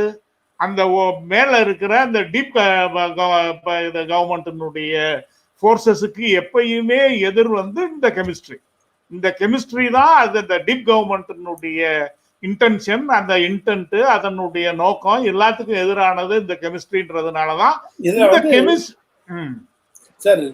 ரொம்ப முக்கியமான விஷயம் வந்து என்ன, எண்ணிக்கைங்கிறதுக்கும் நீங்க செயல்படக்கூடிய திறனுக்கும் வந்து ஒரு பெரிய இடைவெளி இருக்கு. உதாரணமா 1989 பிபி சிங் ஆட்சியில திமுகவுக்கு வந்து நாடாளுமன்றத்துல வந்து பலமே 0, லோக்சபால வந்து 0. ஆனா பிபி சிங் ஆட்சியில 2 முக்கியமான விஷயங்களுக்கு வந்து திமுகவில் வந்து சாதிக்க முடிஞ்சது. ஒண்ணு வந்து விபி சிங்கை கன்வின்ஸ் பண்ணி ஐபிகேவை திருப்பி பெற முடிஞ்சது. 2வது வந்து மண்டல் கமிஷன் இம்ப்ளிமெண்டேஷனுக்கு வந்து முழுக்க முழுக்க உதவியாக இருந்து அதோடைய செயற் கமிட்டியில ஒர்க் பண்ணதுல இருந்து அதுல மாறன் வந்து செயற் கமிட்டியில இருக்காரு. அதுல இருந்து அதை இம்ப்ளிமெண்ட் பண்ணி அப்புறம் வந்து அதனால விபி சிங் ஆட்சி போன போது விபி சிங்கை வந்து சென்னையில் ஆரம்பித்து தமிழகம் முழுக்க அழைத்து சென்று கன்னியாகுமரியில் கடைசி கூட்டத்தை முடித்து திருவனந்தபுரத்துக்கு அனுப்பிச்சு வச்ச வரைக்கும் இருக்கக்கூடிய ஒரு வரலாறு பார்த்தீங்கன்னா எண்ணிக்கை அப்படிங்கிறது, அதாவது எலக்ட்ரல் அரித்மெட்டிக்கை காட்டும் எலக்ட்ரல் கெமிஸ்ட்ரி வந்து பெரிய மாற்றங்களை திரும்ப திரும்ப தருதுங்கிறது தான். ஏன்னா அதுதானே உங்களுக்கு வந்து நீங்க வந்து ஆமா நீங்க வந்து மாற்றங்கள் வரும்போதெல்லாம் நீங்க பாத்தீங்கன்னா எப்பெல்லாம் ஜனங்க வந்து ஆர்கானிக்கா அதோடைய கெமிஸ்ட்ரிக்கு ஓட்டு போட்டிருக்காங்களோ அப்பெல்லாம் முற்போக்கான மாற்றங்கள் வருது. எப்பெல்லாம் வெறும் எண்ணிக்கைக்கு ஓட்டு போட்டிருக்காங்களோ அப்பெல்லாம் வந்து ஒரு பின்னடைவு வந்திருக்கு. இது வந்து நீங்க வந்து ஆரம்பத்துல இருந்தே பார்க்கலாம். 52 தேர்தல் வந்து நீங்க பாத்தீங்கன்னா கடைசியில வந்து எண்ணிக்கை தேர்தலாக போயிடுது. எண்ணிக்கை விஷயத்துலதான் வந்து ராஜாஜி முதலமைச்சரா வர்றாரு. காங்கிரஸ் வந்து மெஜாரிட்டியே கிடையாது. அப்ப வந்து அது எண்ணிக்கையில் வரும்போது அது குலக்கல்வி திட்டமாக பின்னடைவு ஏற்படுது. 57 வந்து காமராஜர் வந்து வெற்றி பெறது வந்து கெமிஸ்ட்ரியால் நடைபெறுகிற வெற்றி. அது வந்து தமிழகத்தில் வந்து அடிப்படை கல்விங்கிறது பரவுவதற்கான முதல் வித்தாக மாறுகிறது. அதனால நீங்க வந்து இது வந்து கட்சிகளுக்கெல்லாம் அப்பாற்பட்டு தேர்தல் முடிவு என்பது வந்து கெமிஸ்ட்ரியாக வந்தால் முற்போக்கு விளைவுகளையும், தேர்தல் முடிவுகள் என்பது வந்து வெறும் எலக்ட்ரல் அரித்மெட்டிக்கினால் வந்தால் ஏதேனும் ஒரு விதத்தில் பின்னடைவாகவும் இருக்குங்கிறத நினைவில் கொள்வது அவசியமாகும். சரி சார், இந்த இடத்துல எனக்கு ஒரு ஐயம் என்னன்னா, பொதுவா என்ன சொல்லுவாங்கன்னா, ஜெயலலிதா வந்து அவங்க ஒரு இரும்பு மனுஷி, கூட்டணி இல்லாம தனியாவே ஜெயிக்கக்கூடியவங்க, ஈவன் பிரைம் மினிஸ்டர் ஆகுறேன் அப்படின்னு சொல்லிட்டு கூட 2014 துணிச்சலா சொல்லக்கூடியவங்க. இந்த பிம்பம் சரியானதானா? அவங்க உண்மையிலே வந்து மாநில நலன்களை விட்டு கொடுக்காம மத்திய அரசுக்கு அடிபணியாம இருந்தாங்களா? இல்ல இதுவும் ஒரு உண்மையிலே ஒரு பிம்பம் தானா? அந்த அவங்களோட ஒரு மூன்று ஆட்சி காலங்களுக்கு 91, 96, 2001, 2006, அப்புறம் 2012, 16 இந்த காலகட்டங்கள்ல அதிமுக வந்து எப்படி வந்து சென்ட்ரலோட இன்ஃபுளுன்ஸ்க்கு உட்பட்டு இருந்தது? அதை பத்தி கொஞ்சம் சொல்ல முடியும்? 91, 96ங்கிறது வந்து ஒரு டிஃபைனிங் பீரியட். ஏன்னா அது வந்து வேற ஒரு இந்தியாவும் அப்பொழுது வந்து சேர்ந்தது. அது வந்து என்னன்னா லிபரலைசேஷனால் ஏற்பட்டப்பட்ட ஒரு ஓப்பனிங் ஆஃப். அப்ப அந்த லிபரலைசேஷனால் ஏற்பட்டப்பட்ட ஒரு ஓப்பனிங் ஆஃபோட அந்த அம்மா இருக்கும்போது அவங்களால வந்து தன்னுடைய ஃபர்ஸ்ட் டேர்ம் வந்து செகண்ட் டேர்மாக மாற்ற முடியல. இங்க பாருங்க, தமிழ்நாட்டில் வந்து எல்லா ஆளுமைகளையும் எடுத்துட்டீங்கன்னா அவங்களுக்கு வந்து எல்லாருக்கும் வந்து இமீடியட் செகண்ட் டேர்ம் வாங்குறாங்க. காமராஜர் வந்து 54 முதலமைச்சர் ஆயிடுறார், 57 தேர்தலில் வெற்றி பெறுகிறார். கலைஞர் வந்து 69 முதலமைச்சர் ஆயிடுறார், 71 தேர்தலில் வெற்றி பெறுகிறார். எம்ஜிஆர் வந்து 77 ஆட்சிக்கு வரார், 80 ஆட்சி கலைக்கப்படுது, திருப்பி வந்துடுறார். ஜெயலலிதா 91 ஆட்சிக்கு வந்தவங்க 96 சொந்த சீட்டையே தோத்து போறாங்க. சுகோணம் கிட்ட அவங்க தோத்து போறது இருக்குல்ல, அது வந்து மிக மிக முக்கியமான குறியீடு. அதை நீங்க ஞாபகத்தில் வைத்துக் கொள்ளுங்கள். தமிழ்நாட்டில் வந்து ஆர்கானிக்காக வந்த எந்த தலைவர்களும் தங்களுடைய செகண்ட் டேர்மை இமிடியேட்டாக துறக்கவில்லை என்பதுதான் வரலாறு. இதை பார்க்க ஆரம்பிச்சோம்னாலே பல விஷயங்கள் வந்து நமக்கு பிடிபட ஆரம்பிக்கும். 2வது, லிபரலைசேஷனால் ஏற்பட்டப்பட்ட அவ்வளோ பெரிய ஸ்ட்ரைக் அப்புறம் 93 இருந்து திமுக வந்து பிளவு ஆகுது. மதிமுகங்கிற ஒரு கட்சி ஒன்று வருது.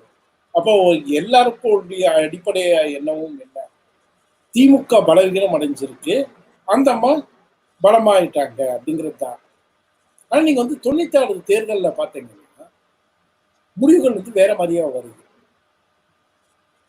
அப்ப அவ்வளவு பெரிய என்ன சொல்ல வருது, பலவான் அல்ல சக்தி வாய்ந்தவர்களாக இருந்திருந்தால் சுகவனம் கிட்ட தோத்ததுக்கு வந்து எப்படி புரிந்து கொள்ளும்?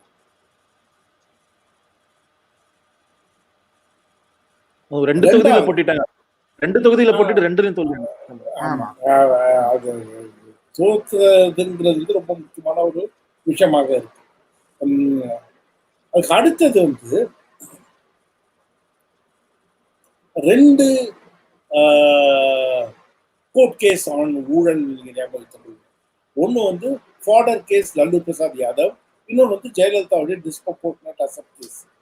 ஃபாடர் கேஸ்ல வந்து ஜட்மெண்ட் வந்து ஆள் உயிரோட இருக்கும்போது அவர் வெற்றி பெறுவதற்கான வாய்ப்புகள் இருக்கும்போது ஜட்மெண்ட் கொடுக்கப்பட்டு அவர் வந்து உள்ள வைக்கப்படுகிறார். இந்த கேஸை பொறுத்தவரையில் அந்த அம்மா இறந்த பிறகுதான் ஜட்மெண்ட் வருகிறது. இங்கெல்லாம் தான் வந்து நான் வந்து டீப் ஸ்டேட்டுடைய பார்வையை ஆழமாக பார்க்கிறேன்.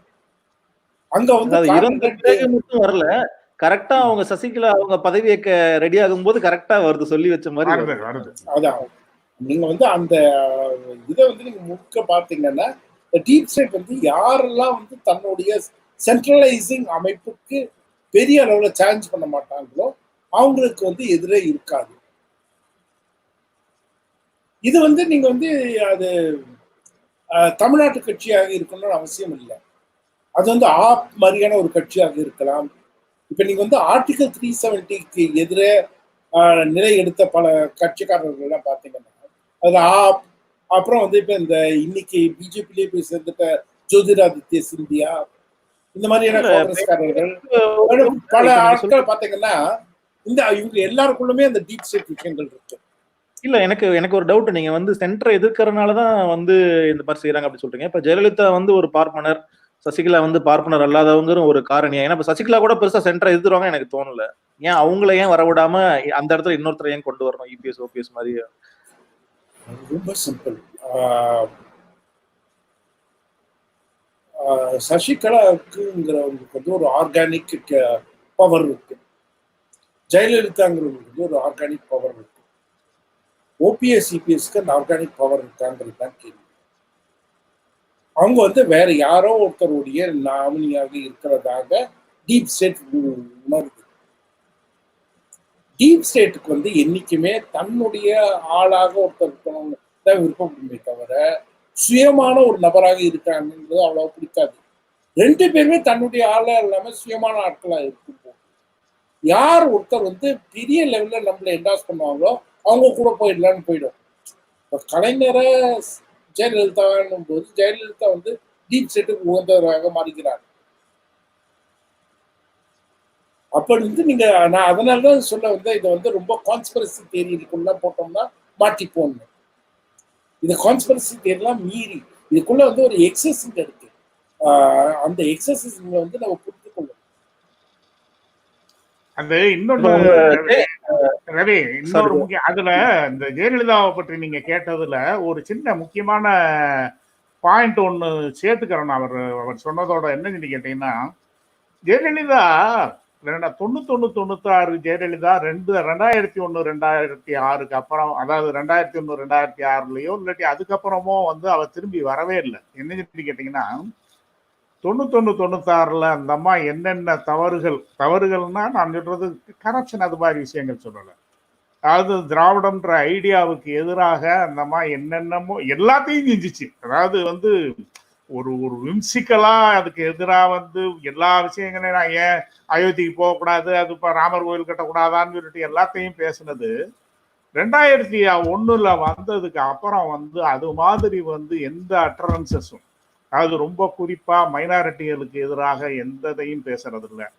அந்த மைனாரிட்டி வந்து ஒரு அளவுக்கு அவங்களோட சேர்ந்து இருக்கிறது, அந்த மாதிரியான பாலிடிக்ஸ்ல வந்து ஒரு டிராவிடியன் பொசிஷனுக்கு எதிரான நிலை எடுக்கிறது இல்லைன்றதுல ரொம்ப தெளிவா. அது ஆக்சுவலா அந்த அம்மா இன்னொரு ரொம்ப டாக்டிக்கலான ஒரு மூவை என்ன பண்ணானா, அதனாலதான் இந்த கட்சி 2ஆ இருக்கணும், தமிழ்நாட்டுல 2 ஃபோர்ஸா இருக்கிறதுன்றது ஒரு வழியில நல்லதுன்னும் போது இந்துத்துவாவே ஒரு தமிழ்நாடு இந்துத்துவாவா மாத்தி கையில வச்சிருந்தார்ல அந்தம்மா. அது வந்து இந்துத்துவா கிடையாது. ஜெயலலிதா இருந்ததுன்றது, ஜெயலலிதா வந்து ஒரு இந்துத்துவான்னு சொல்லலாம். ஆனா இந்துத்துவாவே எப்படின்னு சொல்லி கேட்டீங்கன்னா, சி பிராக்டிஸ் இந்துயிசம். அதாவது அவன் வந்து ஒரு பிலீஃபா வந்து இந்துத்துவத்தை வச்சிருந்தாலே ஒழிஞ்சு இந்த ஐடியா ஆஃப் ஹிந்து, ஒரு ஹிந்து ஸ்டேட்டுக்கான ஒரு ஆன்சைட்டி என்னன்னா ரொம்ப முக்கியமா பார்க்கணும். என்னன்னா சவர்கார் இவங்க மாதிரி ஆட்கள், அது உங்களுக்கு தெரியும், அவங்கெல்லாம் வந்து ஒரு பிலீஃப் சிஸ்டத்துக்குள்ள இருந்து இந்துத்துவாவை பார்க்குற ஆட்கள் இல்லை. ராமன் இல்லாட்டி வந்து அந்த கடவுள் காட் அது மாதிரியான விஷயம் இல்லை. அவனுக்கு வந்து ஹிந்துன்றது வந்து ஒரு ஸ்டேட்டிஸ்ட் சிம்பல், ஒரு ஸ்டேட்டுக்கான ஒரு சிம்பல். அதை வந்து அதுல பிலீஃபே கிடையாது. அவங்க மேடைகள்லயே அவங்க வந்து இந்த டிஸ்பிளே ஆஃப் காட் எல்லாம் இருக்காது. அவங்க ஒரு லெவல்ல வந்து ஒரு ஒரு நான் பிலீவர்ஸ் அளவுக்கு கூட இருப்பாங்க என்ன. ஆனா அடையாளம் தான், அடையாளம்ன்றது கூட கிடையாது. அந்த ஐடியா தான் அவங்களுக்கு ஹிந்து ஸ்டேட்ன்றது தான் ஐடியாவே ஒழிஞ்சு அவனுக்கு வந்து ஹிந்து பிலீஃப் சிஸ்டம் இல்லை. ஜெயலலிதா அதவே வந்து வேறையா ரெப்ரசன்ட் பண்ணான்.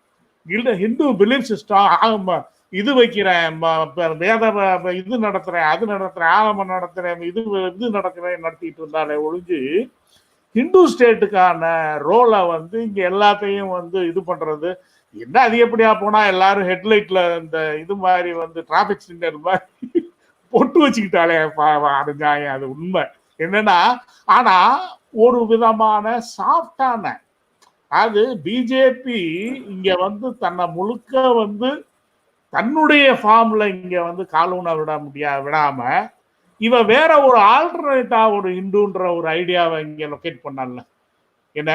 இதெல்லாம் வந்து அவகிட்டையும் அது வந்து ஒரு ஸ்டாண்டுல ஒரு மாற்றம் இருந்ததன் வழியாதான். ஆக்சுவலா சொல்லாக்கும் அவ இரும்பு கரும்புன்றதெல்லாம் வந்து ரொம்ப அவ வந்து உண்மையாவே வந்து அவங்க நிறைய ஷிஃப்ட் இருந்ததும் அதுல வந்து அவங்க தடுமாறினதும் திரும்ப திரும்ப வந்து அந்த ஒரு வழக்கோடையே போராடிட்டு இருந்தாங்க. அவன் ஏதோ வந்து ஒரு மாதிரி ஒரு ஒரு ஒரு ஒரு வழக்கு கூட வந்து வாழ்க்கை முழுசும் போராடி கடைசி வரைக்கும் அதை ஜெயிக்க முடியாம தோத்து போனது தானே பாவம்.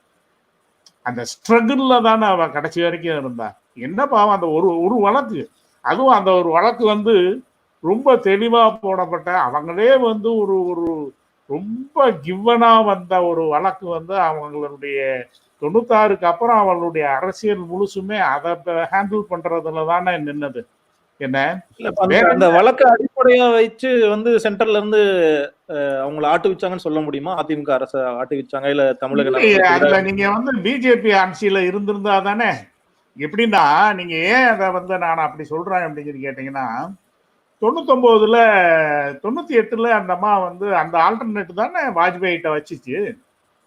நீங்க எனக்கு வந்து உடனே வந்து இதா பண்ணு அந்த வழக்கை க்ளோஸ் பண்ணுன்னு தானே போய் நின்னா 13 மாசத்துல வாஜ்பாய் கவர்மெண்ட்டை கவுத்ததே அதுதானே. வாஜ்பாய் கவர்மெண்ட்டை கவுத்ததுக்கு அப்புறம் வந்து திமுக போய் இதுல உள்ள உட்காந்துருச்சுல. 2004 வரைக்கும் நம்ம தானே சென்டர்ல உட்காந்துருக்கோம். அப்புறம் இன்னொரு விஷயம் என்ன சொல்லி கேட்டீங்கன்னா, 1999ல ஆரம்பிச்சு 2011 வரைக்கும் சென்ட்ரல் பவர்ல அப்கோர்ஸ் முழு பவரோட இருந்தோமா இல்லையான்றது வேற விஷயம். 2011 வரைக்கும் நம்ம தானே அங்க பவர்ல ஸ்ட்ரக்சர்ல இருந்தோம். அந்த மாதிரி எங்க இருந்துச்சு, ஸ்டேட்டை தானே ரன் பண்ணிட்டு இருந்தா. அவளால வந்து அந்த டீப் ஸ்டேட்ல அவளுக்கு இருந்த கனெக்ஷன்ஸை வச்சு அந்த ஒரு கன்விக்ஷன் வர விடாம தவிர்த்தான்றதை தவிர, ஆக்சுவலா வந்து 99 to 2011 வந்து திமுக தான் சென்ட்ரல் பவர்ல இருந்தது. அதை ரொம்ப எல்லாரும் மறந்துடக்கூடாது. ஏன்னா அதை வச்சுதானே நம்ம வந்து நம்மளுடைய அரசியல் சரியானதும் வீக்கா போனது எல்லாமே அதை சேர்ந்தது தானே இல்லைங்களா. அப்ப எங்க இருந்தா ஜெயலலிதா வந்து ஆக்சுவலா அந்த பீரியட் என்ன இருந்தாலும் அவங்க ஒரு முன்னாள் முதல்வர், அதனால நீங்க உங்களுடைய பேச்சு வழக்குல பேசுறீங்க. இருந்தாலும் கொஞ்சம் மரியாதையா பேசுனா அரக்கர் டிவிக்கு பாதுகாப்பு. அவன் சொல்லி சொல்லிட்டேன்றீங்களா? அந்த அம்மா தான் கரெக்ட். என்னன்னா அது வந்து அந்த அம்மா உண்மையாவே அந்த பீரியட் முழுசும் ஸ்ட்ரகிளிங் தானே. அந்த ஏன்னா சென்ட்ரல்ல வந்து திமுக இருந்ததுன்றதுனால ஸ்ட்ரகிளிங்ன்றது தான் உண்மை.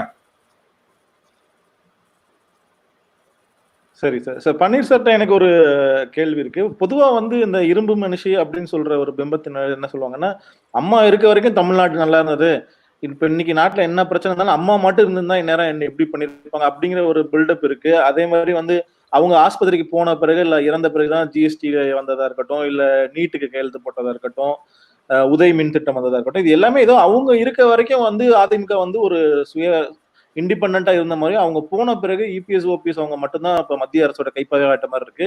இது உண்மைதானா இல்ல அவங்க ஜெயலலிதா காலத்திலேயே வந்து அவங்க வளைஞ்சு கொடுக்குற மாதிரி தான் இருந்திருக்காங்களா? பாருங்க, முதல் ஒரு விஷயம் வந்து என்னன்னா, எப்பவுமே வந்து ஒருத்தரை பாராட்டணும்னா இன்னொருத்தரை வந்து மோசமா சொல்ல வேண்டியது வந்து பொதுவா இருக்கு. இப்போ உதாரணமாக வந்து நான் வந்து நிறைய தடவை கேட்டிருக்கேன், பெரியார்லாம் சரி, வீரமணி சரியில்லை, அண்ணா சரி, கலைஞர் சரியில்லை, கலைஞர் சரி, ஸ்டாலின் சரியில்லை, ஜெயலலிதா சரி, சசிகலா சரியில்லை. இதெல்லாம் வந்து அரசியல்ல வந்து திரும்ப திரும்ப நம்ம பார்த்துட்டே இருக்கோம். இதுல வந்து ஒருத்தரை வந்து ஃபாயிலா மாத்திட்டு இன்னொருத்தரை வந்து ஃபேஸா மாத்துறது வந்து தொடர்ந்து நடந்திருக்கு. இதோடைய உச்சக்கட்ட விஷயம் தான் வந்து கோவிந்தாச்சாரியா வந்து பிஜேபியை பத்தி சொன்னது. இதுல வாஜ்பாய் வந்து ஒரு முகமூடி, நெஜ முகம்ங்கிறது வந்து அத்வானி தான் அப்படின்னு அவர் சொன்னதுதான். இப்ப அதே மாதிரிதான் இந்த இந்த பிளவுகள்லாம் நான் நம்புறதே இல்லை. கட்சிங்கிறதுலாம் வந்து ஒண்ணுதான். அதுக்குள்ள வந்து ரொம்ப பெரிய அளவுக்குலாம் பெரிய வித்தியாசங்கள்லாம் இல்லை. இது வந்து இந்த ஒரு லெவலுக்கு மேல இந்த ரொமான்டிசைசேஷன்லாம் இறங்கணும்னா மாட்டிப்போம். ஏன்னா அதுக்கான எந்த விதமான பேக்கிங்கும் நம்ம கிட்ட இல்லை. அப்புறம் ரவி, இன்னொரு விஷயம் என்னன்னு கேட்டீங்கன்னா, இரும்பு மனுஷின்றது அவங்களா, ஜெயலலிதாவா இல்லாட்டி வந்து சசிகலாவான்னு நம்ம ஏன் ஒரு கேள்வி கேட்க கூடாது? ஏன்னா சசிகலா இல்ல சசிகலா தானே ரன்னிங் த ஷோ, இல்லைன்னு சொல்லி சொல்ல முடியுமா? அதாவது சசிகலா வந்து பார்ட்டியை ரன் பண்ணதுன்றத யாராவது மறுக்க முடியுமா? அதை மறுக்க முடியாது. அந்த பிம்பத்தை எப்படி புரிஞ்சுக்கிறேன்னா, இப்ப அவங்க ஒரு அரசு ஊழியர்கள் வந்து போராடுறாங்க, மொத்தமா டிஸ்மிஸ் பண்ணி அனுப்பிச்சுட்டா அவங்க இரும்பு மனுஷி, அப்படிதான் அந்த பிம்பம் வந்து பில்டப் ஆகுதே தவிர வந்து இல்ல. நீங்க வந்து திரும்பவும் ஒரே ஒரு விஷயம் என்னன்னா, அந்த அம்மாவுடைய இதுங்க இருக்குல்ல, roll back, highest number of roll back வந்து அந்த அம்மா கிட்ட தான் நடக்கும். நீங்க அவங்க எடுத்த எல்லா முக்கியமான இப்போ வந்து ரேஷன் கார்டுல வந்து அந்த முத்திரை ஆகட்டும், அரசு ஊழியர்கள் டிஸ்மிசல் ஆகட்டும், எல்லாத்துக்கும் வந்து ஒரே ஒரு தேர்தல் பின்னடைவு ஏற்பட்டால் அந்த அம்மா வந்து எல்லாத்தையுமே வித்ரா பண்ணி தான் இருக்கு, ரோல் பேக் தான் பண்ணியிருக்காங்க. அப்படி சொல்றாங்க, வாபஸ் பண்றாங்கன்னு. இப்ப அம்மா வழியில் நடக்கிற ஆட்சினால அவங்களே அப்படிதான் சொல்றீங்களா? ஆமா ஆமா. இன்னைக்கு நீங்க பாக்குற இந்த ரோல் பேக் எல்லாமே வந்து அந்த மாதிரி பண்ணி அந்த மாவும் செஞ்சிருக்கு. அதனால நீங்க வந்து ரோல் பேக்ங்கெல்லாம் திரும்ப திரும்ப நடந்திருக்கே தவிர, நீங்க ரோல் பேக்லாம் நடக்கும்போது எப்படி வந்து நீங்க அந்த இரும்பு வளர்ச்சி அப்படிங்கிற பிம்பமும் ரோல் பேக்கையும் வந்து நீங்க எப்படி சமமாக வைத்து பாக்குறீங்கிற கேள்வி வந்து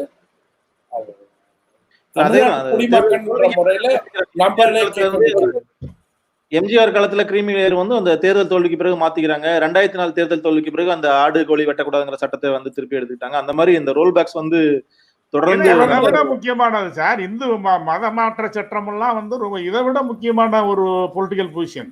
மதமாற்ற தடை சட்டத்தை வந்து விட்ரா பண்ண தானே வேண்டியிருந்தது. நான் என்ன சொன்னேன்னா, இன்னொன்னு ரவி, இந்த இந்த இரும்புன்றதுல இருக்கிற ஒரு சின்ன சிக்கல் என்னன்னு சொல்லி கேட்டீங்கன்னா, நீங்க ஒரு அந்த மாதிரி ஒரு கட்சி வந்து இப்ப திமுகல தலைவர் வந்து கலைஞர் வந்து பெரிய தலைவர் தான். ஆனா அவர் வந்து ஒரு விதமான கான்செப்ட் கிரியேட்டர். அவர் வந்து என்னை விட அவர் பெட்டரா சொல்லுவாரு. என்னன்னு சொல்லி கேட்டீங்கன்னா, அவர் வந்து ஒரு விதமா இருக்கிற இந்த பார்ட்டிக்குள்ள ஒரு டெமோக்ரஸி இருக்கிறதுக்கான சைடு இருக்கணும்னு பாக்குறத வந்து ஒரு பலவீனமாக பேசுறதுன்றது ஒரு குறைபாடு. அது யாரையுமே மதிக்காத தன்மை தான் வந்து ஒருத்தரை வந்து இரும்பா மாத்தும் அப்படின்னு சொல்லி சொன்னா அது வந்து மதிக்கத்தக்கது இல்லைன்றேன். அதாவது அது வந்து ஒரு இன்டெம்பரேட் பிஹேவியர்னு வேணா சொல்லலாமே. அது மக்களே வந்து படத்திலே ஒரு பொறுக்கித்தனமா உள்ளவங்கதான் ஹீரோன்னு சொல்ற மாதிரி, அது மாதிரி அந்த மாதிரிதான் அரசியலையும் எதிர்பார்க்கறாங்க. யாரையுமே மதிக்காம. அதுக்கு எதிரா வந்து யாரு இருக்கா? கலைஞர் இருக்காரு. கலைஞர் வந்து எப்பயுமே வந்து யாரையாவது கூட்டு, அதாவது ஒரு முடிவு எடுக்கிறதுக்கு முன்னாடி ஒரு பொதுக்குழு கூட்டுவாரு, ஒரு செயற்குழு கூட்டுறது, அந்த மாதிரி எல்லாத்தையுமே அவங்க இஷ்டத்துக்கு செய்வாங்க. அதனால பாத்தீங்கன்னா அவங்கள தூக்கி பந்தாடிட்டாங்க. நான் என்ன சொல்றேன், அவரு இப்ப கவர்மெண்ட் ப்ரோக்ராம்ஸவே பேசணும், கட்சியில அவங்க நீக்கினவங்களையே திரும்ப எடுத்துக்கிறதுன்றத அவங்க எத்தனை முறை செஞ்சிருக்காங்க? இல்ல ஏதேனும் ஒரு நீக்கத்திற்கான காரணம் உங்களுக்கு தெரியுமா? இல்ல ஏதேனும் ஒரு திருப்பி சேர்த்து கொண்டதுக்கான காரணம் உங்களுக்கு தெரியுமா? நீக்கத்துக்கும் காரணம் தெரியல, திருப்பி சேர்த்து கொண்டதுக்கும் காரணம் தெரியல அப்படின்னும் போது அது வந்து ஒரு மறுபடியும் இதே கேள்விதான் வருது. கட்சிங்கிற ஒரு அமைப்பா இல்ல வெறும் தலைமைங்கிறதுக்குள்ளவே எல்லா முடிவுகளும் இருக்கா அப்படிங்கிறதுதான் கேள்வி. நான் புரிஞ்சுக்கிறது எப்படின்னா, ஒரு ஒரு கலைஞரோ இல்ல திமுகவோட எதிர்ப்பு, மத்திய அரசுக்கான எதிர்ப்பு வந்து கொள்கை சார்ந்த எதிர்ப்பா இருக்கதாவும், ஜெயலலிதா அப்படியே எதிர்த்திருந்தா கூட அது அவருடைய தனிப்பட்ட குணநலன், ஒரு ஒரு வீம்போ இல்ல ஈகோவோ இல்ல ஒரு பொலிட்டிக்கல் பார்கெனுக்காக செய்யப்பட்ட எதிர்ப்பாக தான் நான் வந்து புரிஞ்சிருக்கேன். அது கிட்டத்தட்ட நீங்களும் அப்படிதான் சொல்றீங்க, அது ரொமான்டிசைஸ் பண்ணக்கூடாதுன்னு சொல்லிட்டு.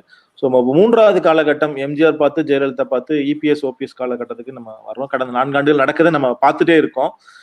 இப்ப நிறைய வந்து அறிவிப்புகள் வந்து வெளியாகுது, அப்புறம் 2 நாள்ல பல்ட்டி அடிக்கிறாங்க. இது வந்து கல்வித்துறை எடுத்துட்டீங்கன்னா கூட 5ஆம் வகுப்பு தேர்வு, 8ஆம் வகுப்பு தேர்வு கட்டணும், இந்த மாதிரி நிறைய கொள்கை சார்ந்த முடிவுகள்லாம் வந்து திடீர்னு அறிவிக்கிறதும் அப்புறம் பின்வாங்குறதுமா இருக்குமே. இது எல்லாமே ஒரு மத்திய அரசுடைய கை அங்க இருக்குன்னு நீங்க நினைக்கிறீங்களா?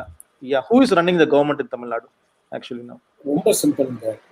மறுபடியும் வந்து இதுலதான் பெரிய லெவல்ல மத்திய அரசுடைய ஆதரவு இல்லைன்னா இந்த அரசு இல்லை அப்படிங்கிறதுக்கான தெளிவான விஷயங்கள் வந்து 11 எம்எல்ஏ கேஸும் அப்பாவு கேஸும் நமக்கு உணர்த்துகிறது.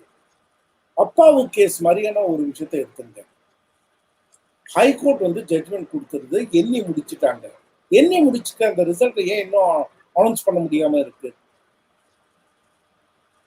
11 எம்எல்ஏ கேஸ் ஏன் இன்னமும் தயக்கம் இருக்கு? மறுபடியும் ஏன் தள்ளி போட்டிருக்காங்க? இப்ப இந்த 2 விஷயமும் அப்பாவு கேஸும் 11 எம்எல்ஏ கேஸையும் நீங்க முழுமையாக புரிந்து கொண்டாலே மத்திய அரசின் உதவி இல்லாமல் இந்த ஆட்சி இல்லைங்கிறது தெளிவா இருக்கு. இது வந்து உங்களையும் என்னையும் காட்ட அதிகமாக முதல்வருக்கும் துணை முதல்வருக்கும் நன்றாக தெரியும். ஏன் அவங்க அந்த மத்திய அரசுடன் ஒத்து போறாங்கன்னா இதுக்கும் எனவும் விட அதிகமாக அவங்களுக்கு தெரியும். அவங்க உதவி இல்லைன்னா இந்த ஆட்சி இல்லைங்கிறது மிக மிக தெளிவாக அவங்களுக்கு தெரியும். இந்த ஆட்சிக்கு கிடைச்ச முதல் ஷாக் ஒண்ணுதான். அது வந்து என்னன்னா டிடிவி தினகரன் பெற்ற வெற்றி. டிடிவி தினகரன் பெற்ற வெற்றியுடன் நீங்க பாத்தீங்கன்னா எல்லாமே வந்து கம்ப்ளீட்டா அவங்களுடைய ஸ்ட்ரக்சருக்குள்ள கொண்டு வந்துட்டாங்க. நீங்க வந்து எந்த விதத்தில் ஜி.கே. வாசனுக்கு எம்பி போஸ்ட் கொடுத்ததை புரிந்து கொள்வீர்கள். தமிழ் மாநில காங்கிரஸுக்கு எம்பி 3 இடம் தானே இருக்கு. 3 இடத்துல ஒரு இடம் வந்து ஜி.கே. வாசனுக்கு எப்படி போச்சு? மத்திய அரசனுடைய இது விஷயம் தானே. இல்ல, நான் அவ்வளவு காம்ப்ளிகேட்டடெல்லாம் போல. அதிமுக அலுவலகத்துல மோடி படம் திறக்கிறாங்க, அதுவே என்னால புரிஞ்சுக்க முடியல. அது அப்ப வந்து யாரு ஆட்டு வைக்கிறாங்கன்னு தெரிஞ்சுக்கலாம். அதான் டீப் ஸ்டேட்டுக்குள்ள வந்து முழுக்க முழுக்க சப்போர்ட் பண்றோம். நீங்க வந்து இது பல விஷயங்களாக பார்க்கலாம். உதாரணமாக அதிமுக சட்டமன்ற உறுப்பினர்கள் சேர்ந்து அடுத்த சட்டமன்ற தலைவியாக சசிகலாவை தேர்ந்தெடுத்துடுறாங்க. ஆனா அந்த சசிகலாவுக்கு பதவி பிரமாணம் நடத்தி வைப்பதற்கு கவர்னர் வரவே இல்லை. அந்த காலகட்டத்தில் தமிழ்நாட்டு மாதிரியான ஒரு பெரிய ஸ்டேட்டுக்கும் மகாராஷ்டிரா மாதிரியான ஒரு பெரிய ஸ்டேட்டுக்கும் ஒரே ஆளை கவர்னரா போட்டு கவர்னரை வந்து இன்னொரு ஸ்டேட்லயே வச்சிருந்துட்டாங்க. சசிகலாக்கு எதுக்க ஜட்மெண்ட் வந்து அந்த அம்மா கைதான பிறகுதான் கவர்னர் வர்றாரு. இதெல்லாம் வந்து நீங்க வந்து இது குழந்தைகள் கூட இதை பார்த்தா தெரிஞ்சிடும் சீக்வன்ஸ். எனக்கு சட்டமன்ற உறுப்பினர்கள் சேர்ந்து தங்களுடைய அடுத்த சட்டமன்ற தலைவரை தேர்ந்தெடுத்துட்டாங்க. அவங்க சட்டமன்ற உறுப்பினர்கள் தேர்ந்தெடுக்கப்பட்ட தலைவர் தான் அடுத்த முதலமைச்சர். சசிகலா இல்லைன்னா நீங்க வந்து கூவத்தூர்லயும் வந்து இவர் இபிஎஸ் வந்து தேர்ந்தெடுக்கப்பட்டிருக்க முடியாது. அதனால அது வரைக்கும் விடுறாங்க. ஆனா நீங்க வந்து திரும்ப திரும்ப வந்து அந்த சீக்வன்ஸ் எடுத்து பார்த்துட்டே வந்தீங்கன்னா ரொம்ப தெளிவாக தெரியும் எப்படி வந்து மத்திய அரசின் உதவி இல்லாமல் இந்த ஆட்சி இல்லைங்கிறது தெரியும். அது தெளிவா தெரிஞ்ச ஒரு காரணத்தினாலதான் இவங்க வந்து அந்த மத்திய அரசுக்கு எதிராக எந்த பொருளையும் எழுப்பாமல் இருக்காங்க. விக்னேஷ் ஏதோ கேட்க வந்தீங்க சார். இப்போ நீங்க வந்து கலைஞரோட பயோகிராஃபி வந்து எழுதிட்டு இருக்கீங்கல்ல சார்? அது கிட்டத்தட்ட எழுதியாச்சு. எழுதி முடிஞ்சுச்சு. அது வந்து எப்ப வெளியிடப்படும்? உங்களுக்கும் கலைஞருக்குமான அந்த உரையாடல்கள், அந்த பயோகிராஃபி சம்பந்தமான உரையாடல்கள் எப்படி சார் இருக்கு?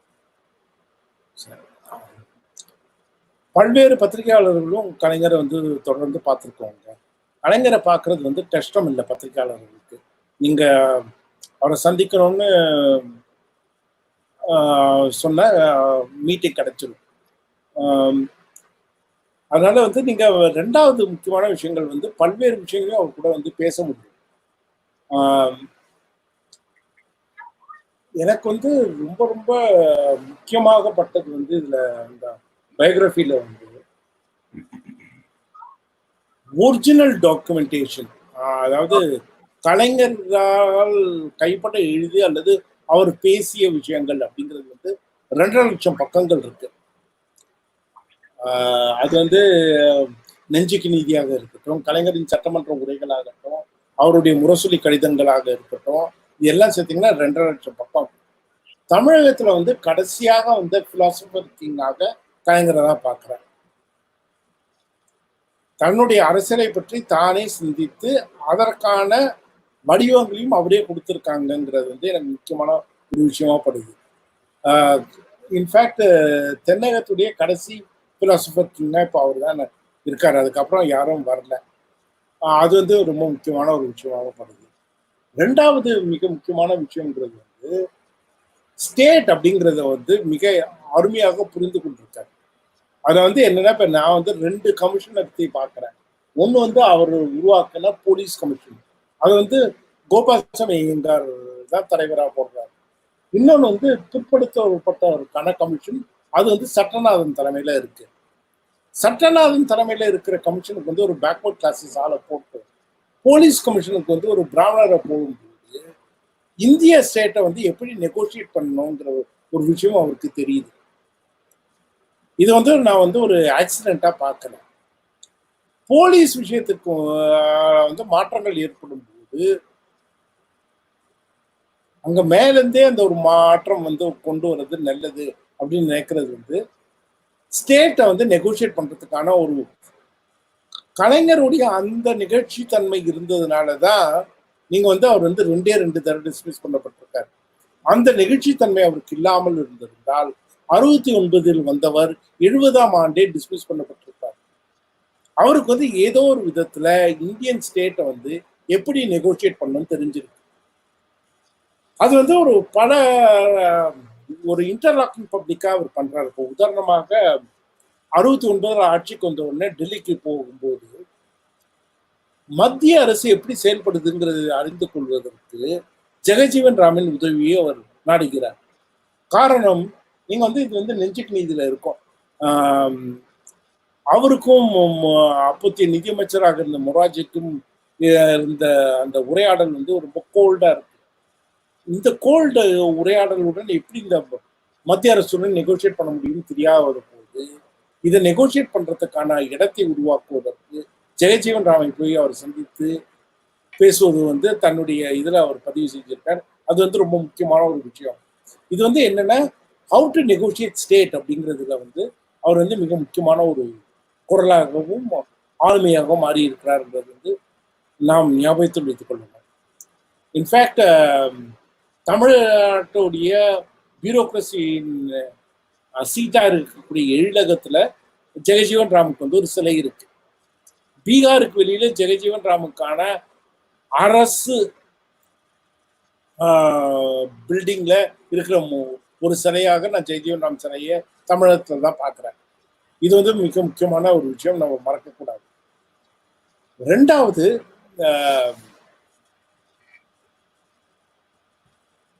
இந்த நெகோசியேஷன்ஸ் எல்லாத்துக்குள்ளும் வந்து தன்னைத்தானே புதுப்பித்துக் கொள்றதுக்கான ஒரு முயற்சியும் இருக்கு. இதுல வந்து ஒரு ஸ்டாட்டிக் பொசிஷன் இல்லை. நீங்க வந்து 57 அவர் வந்து நங்கவரம் பத்தி பேசினதுக்கும் 2006 பதவிக்கு வந்த பிறகு விவசாயத்துறையை பற்றி மாநில கோரிக்கை பற்றி பேசுவதற்கும் பார்த்தீங்கன்னா மொழியில் வந்து ஒரு பெரிய டிபார்ச்சர். இந்த மாற்றம், இந்த தன்னைத்தானே புதுப்பித்துக் கொண்டு புதிய சூழலுக்கு ஏற்ப தன்னை வடிவமைத்துக் கொண்டு இதை எதிர்கொள்ற அந்த தன்மை இருக்குல்ல, அது வந்து எனக்கு ரொம்ப முக்கியமான ஒரு விஷயமா இருக்கு. இதை தான் நான் வந்து பதிவு பண்ண ட்ரை பண்றேன். என் புத்தகம்ங்கிறது வந்து திமுக எடுத்த சில முடிவுகள் ஏன் எடுத்தாங்க அப்படிங்கிறத கலைஞர் பார்வையில் சொல்வதாக இருக்கு. இது வந்து சரியா தப்பாங்கிறதுக்குள்ள நான் போகவே இல்லை. ஏன் எடுத்தாங்க அப்படின்னு அவர் ஏன் நினைச்சிருக்காரோ அதை தான் இதை சொல்ல போறோம். இது வந்து அடுத்தவங்க வந்து முடிவு பண்ணிக்கலாம் அது சரியா தப்பான்னு. ஆனால் இது சில முடிவுகள் எடுப்பதற்கு பின்னால் வந்து ஆழமான சில காரணங்கள் இருக்கு. இப்போ உதாரணமாக 2002 கோத்ராவுக்கு பிறகும் திமுக ஏன் வந்து பிஜேபி ஆட்சியில் இருந்தது அப்படின்ற ஒரு கேள்வி வந்து வைக்கும்போது அவங்க என்ன சொல்றாங்க, 2001 கலைஞரின் கைதும் திமுகவினர் மீது கட்டவிழ்த்து விடப்பட்ட அடக்குமுறையும் எப்படி மறக்க முடியும்? நம்ம வந்து வெறும் கட்சிக்காரங்களையும் எல்லாரையும் வந்து சிக்கல்ல விட்டுட்டு வெறும் பொலிட்டிக்கலி கரெக்ட் ஸ்டேட்மெண்ட் மட்டும் எடுக்க முடியுமா அப்படிங்கிறதுதான் அவங்களுடைய பின்னணியில இருக்கக்கூடிய சிந்தனை. இரண்டாவது வந்து பிஜேபியுடன் ஏன் 99 கூட்டணி வைத்தாங்க அப்படின்னு கூட்டணி வைப்பதற்கு 6 மாதங்கள் முன்புதான் காங்கிரஸ் வந்து பஞ்ச்மதி அப்படிங்கிற இடத்தில் சந்தித்து கூட்டணி ஆட்சிலாம் இனி இந்தியாவுக்கு கூடாது, காங்கிரஸ் தலைமையில் ஒற்றை கட்சி ஆட்சி தான் வரணும்னு அவங்க தீர்மானம் ஏற்படுத்துறாங்க. அந்த தீர்மானத்துக்கு பிறகு வாஜ்பாயின் ஆட்சியை கலைப்பதற்கும் காங்கிரஸின் சோனியா காந்தியும் ஜெயலலிதாவும் சந்தித்து அந்த டீ பார்ட்டி தான் பின்னணியாக இருக்கு. அப்ப மாநில அரசு தரக்கூடிய பிரச்சனைகளை முழுமையாக பார்க்காமல் இதை வந்து வெறும் அப்சல்யூட் ட்ரூத்தாக மட்டும் பார்க்க முடியாது அப்படிங்கிறதையும் இதெல்லாம் எப்படி நெகோசியேட் பண்ணாங்கிறது தான் இதுக்குள்ள வருது. அதனால வந்து எதெல்லாம் வந்து ஒரு பெரிய கான்ட்ரடிக்ஷனா தெரியுதோ அந்த கான்ட்ரடிக்ஷனுக்குலாம் பின்னாடி வந்து ஒரு கம்பல்ஷன் இருந்திருக்கு. அந்த கம்பல்ஷன்ல வந்து நான் என்ன பார்த்திருக்கேன்னா இவங்க வந்து எது காம்ப்ரமைஸ் எது கன்சிலியேஷன் தெரிஞ்சிருக்கு. கன்சிலியேஷனாக இருந்தால் விட்டு கொடுக்க தயாராக இருந்திருக்காங்க, முழு காம்ப்ரமைஸா வெளியே வந்துடுறாங்க. அதோடைய மிகப்பெரிய எடுத்துக்காட்டு தான் வந்து முரளி மனோகர் ஜோஷி வந்து ஹெச்ஆர்டி மினிஸ்டரா இருக்கும்போது சரஸ்வதி வந்தனம் பாட ஆரம்பிக்கும் போது அப்பொழுதைய அதில் கலந்து கொண்ட தமிழகத்தின் பிரதிநிதியாக இருந்த திமுகவின் பொதுச் செயலாளரான பேராசிரியர் வந்து வாக் அவுட் பண்ணிடுறாரு. அந்த விஷயத்துல வந்து அவங்க ரொம்ப ரொம்ப தெளிவா இருக்காங்க. எது காம்ப்ரமைஸ் எது கன்சிலியேஷன். இதுல கன்சிலியேஷனுக்கும் காம்ப்ரமைஸுக்கும் இருக்கக்கூடிய இந்த கோடு வந்து எப்படி போடப்பட்டிருக்குங்கிறது தான் இந்த பயோகிராஃபியுடைய முக்கியமான சரடாக நான் நினைக்கிறேன். இது வந்து சில பேர் சொல்லிடலாம் இது வந்து ஒருத்தருடைய பார்வையிலேயே இருக்குன்னு. ஆமாம், இதோடைய ஐடியாவே வந்து அவங்க ஏன் இந்த முடிவுகளை எடுத்தாங்கன்னு புரிந்து கொள்வதற்கான முயற்சி தான். இதுக்கப்புறம் வந்து அந்த முடிவு எடுத்ததுக்கான இந்த காரணம் போராதுன்னு நம்ம நினைச்சோம்னா அது வந்து அதுக்கு அடுத்த விஷயம். ஆனா அதுக்கு முன்னாடி வந்து ஏன் முடிவு எடுத்தாங்கன்னா வந்து நம்ம தெரிந்து கொள்ள வேண்டியது அவசியமாக இருக்கு.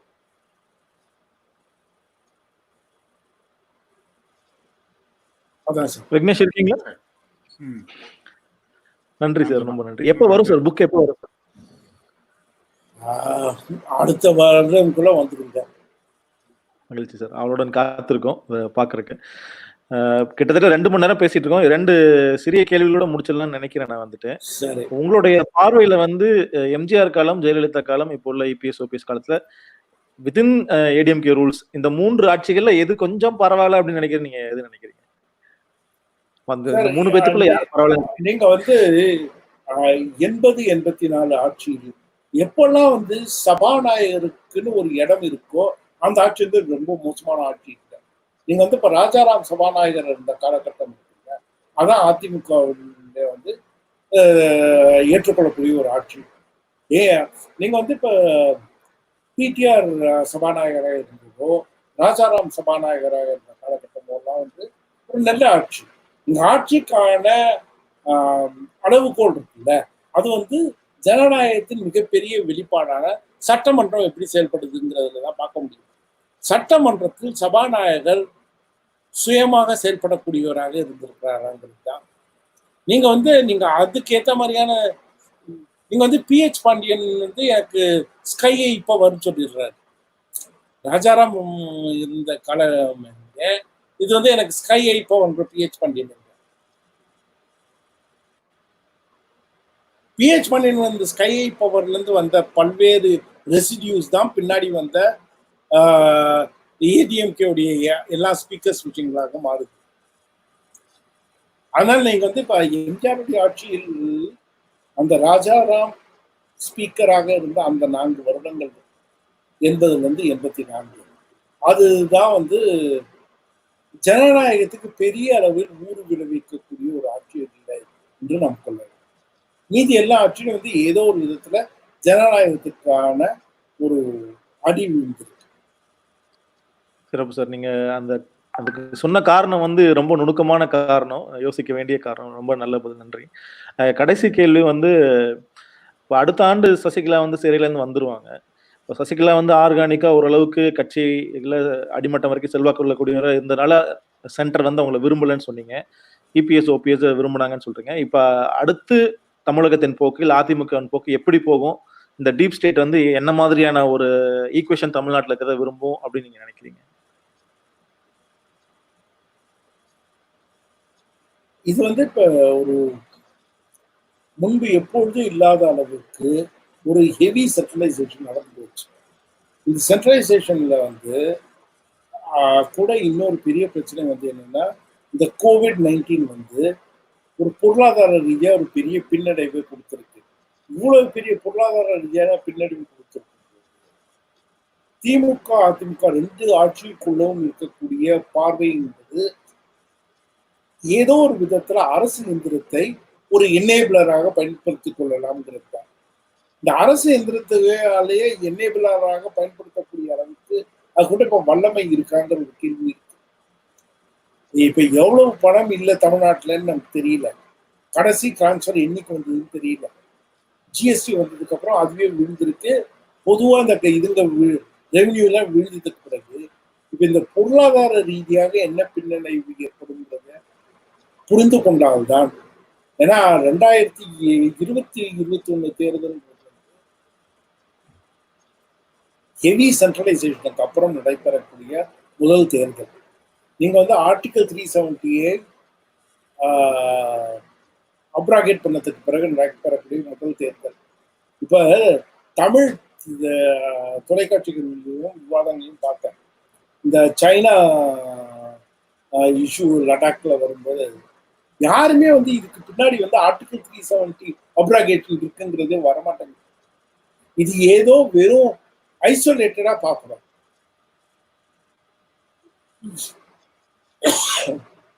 எவ்வளவு தூரம் இந்த விஷயங்கள்லாம் ஐசோலேட்டடா பார்க்க முடியும்னு தெரியல. ஏன்னா இது ஒண்ணுக்கும் இன்னொன்னுக்கும் நெருங்கிய தொடர்பு. பொருளாதார ரீதியாக பின்னடைவு ஏற்படும் போது எக்கச்சக்கமான சென்ட்ரலைசேஷன் நடந்திருக்கும் போது கோர்ட்டுகள் எதுவுமே சரியான காலத்திற்குள் முடிவுகள் எடுக்காத போது இது நீங்க அப்பாவு கேஸ் மட்டும் இல்லை, இது 11 எம்எல்ஏ கேஸ் மட்டும் அல்ல. இன்னைய வரைக்கும் ஆர்டிகல் 370 கேஸ் நம்பர் ஆகல. ஞாபகம் வைத்துக் கொள்ளுங்க. அதுதான் மிக முக்கியமான கான்ஸ்டிடியூஷனல் கிரைசிஸ் இந்தியாவில். One of the most fundamental article of the Indian Constitution has been abrogated and it has been challenged in the highest court of the country. அதுக்கு இன்னும் நம்பரிங் வரல. ஆகஸ்ட் மாதம் சென்ற வருடம் அந்த அரசியல் சட்டம் நீக்கப்பட்டது. அப்ப உங்களுக்கு சென்ட்ரலைசேஷன் எந்த அளவுக்கு போகுதுன்னு பாருங்க. இந்த அளவுக்கு சென்ட்ரலைசேஷன் இருக்கும்போது யாராவது ஒருத்தர் இப்படிதான் போகணும் அறுதிட்டு உறுதியா சொன்னாங்கன்னா எனக்கு அவங்க எப்படி புரிஞ்சுட்டாங்கன்றத அறிந்து கொள்ள நானும் ரொம்ப ஆவலா இருக்கேன். ஏன்னா எனக்கு பயம்தான். எனக்கு இது எக்ஸாக்டா இப்படிதான் போகும்னு அறுதிட்டு உறுதியாக சொல்ல முடியும். ஏன்னா இதுல எந்தெந்த இன்ஸ்டிடியூஷன்ஸ் இங்க வரும்னு தெரியல.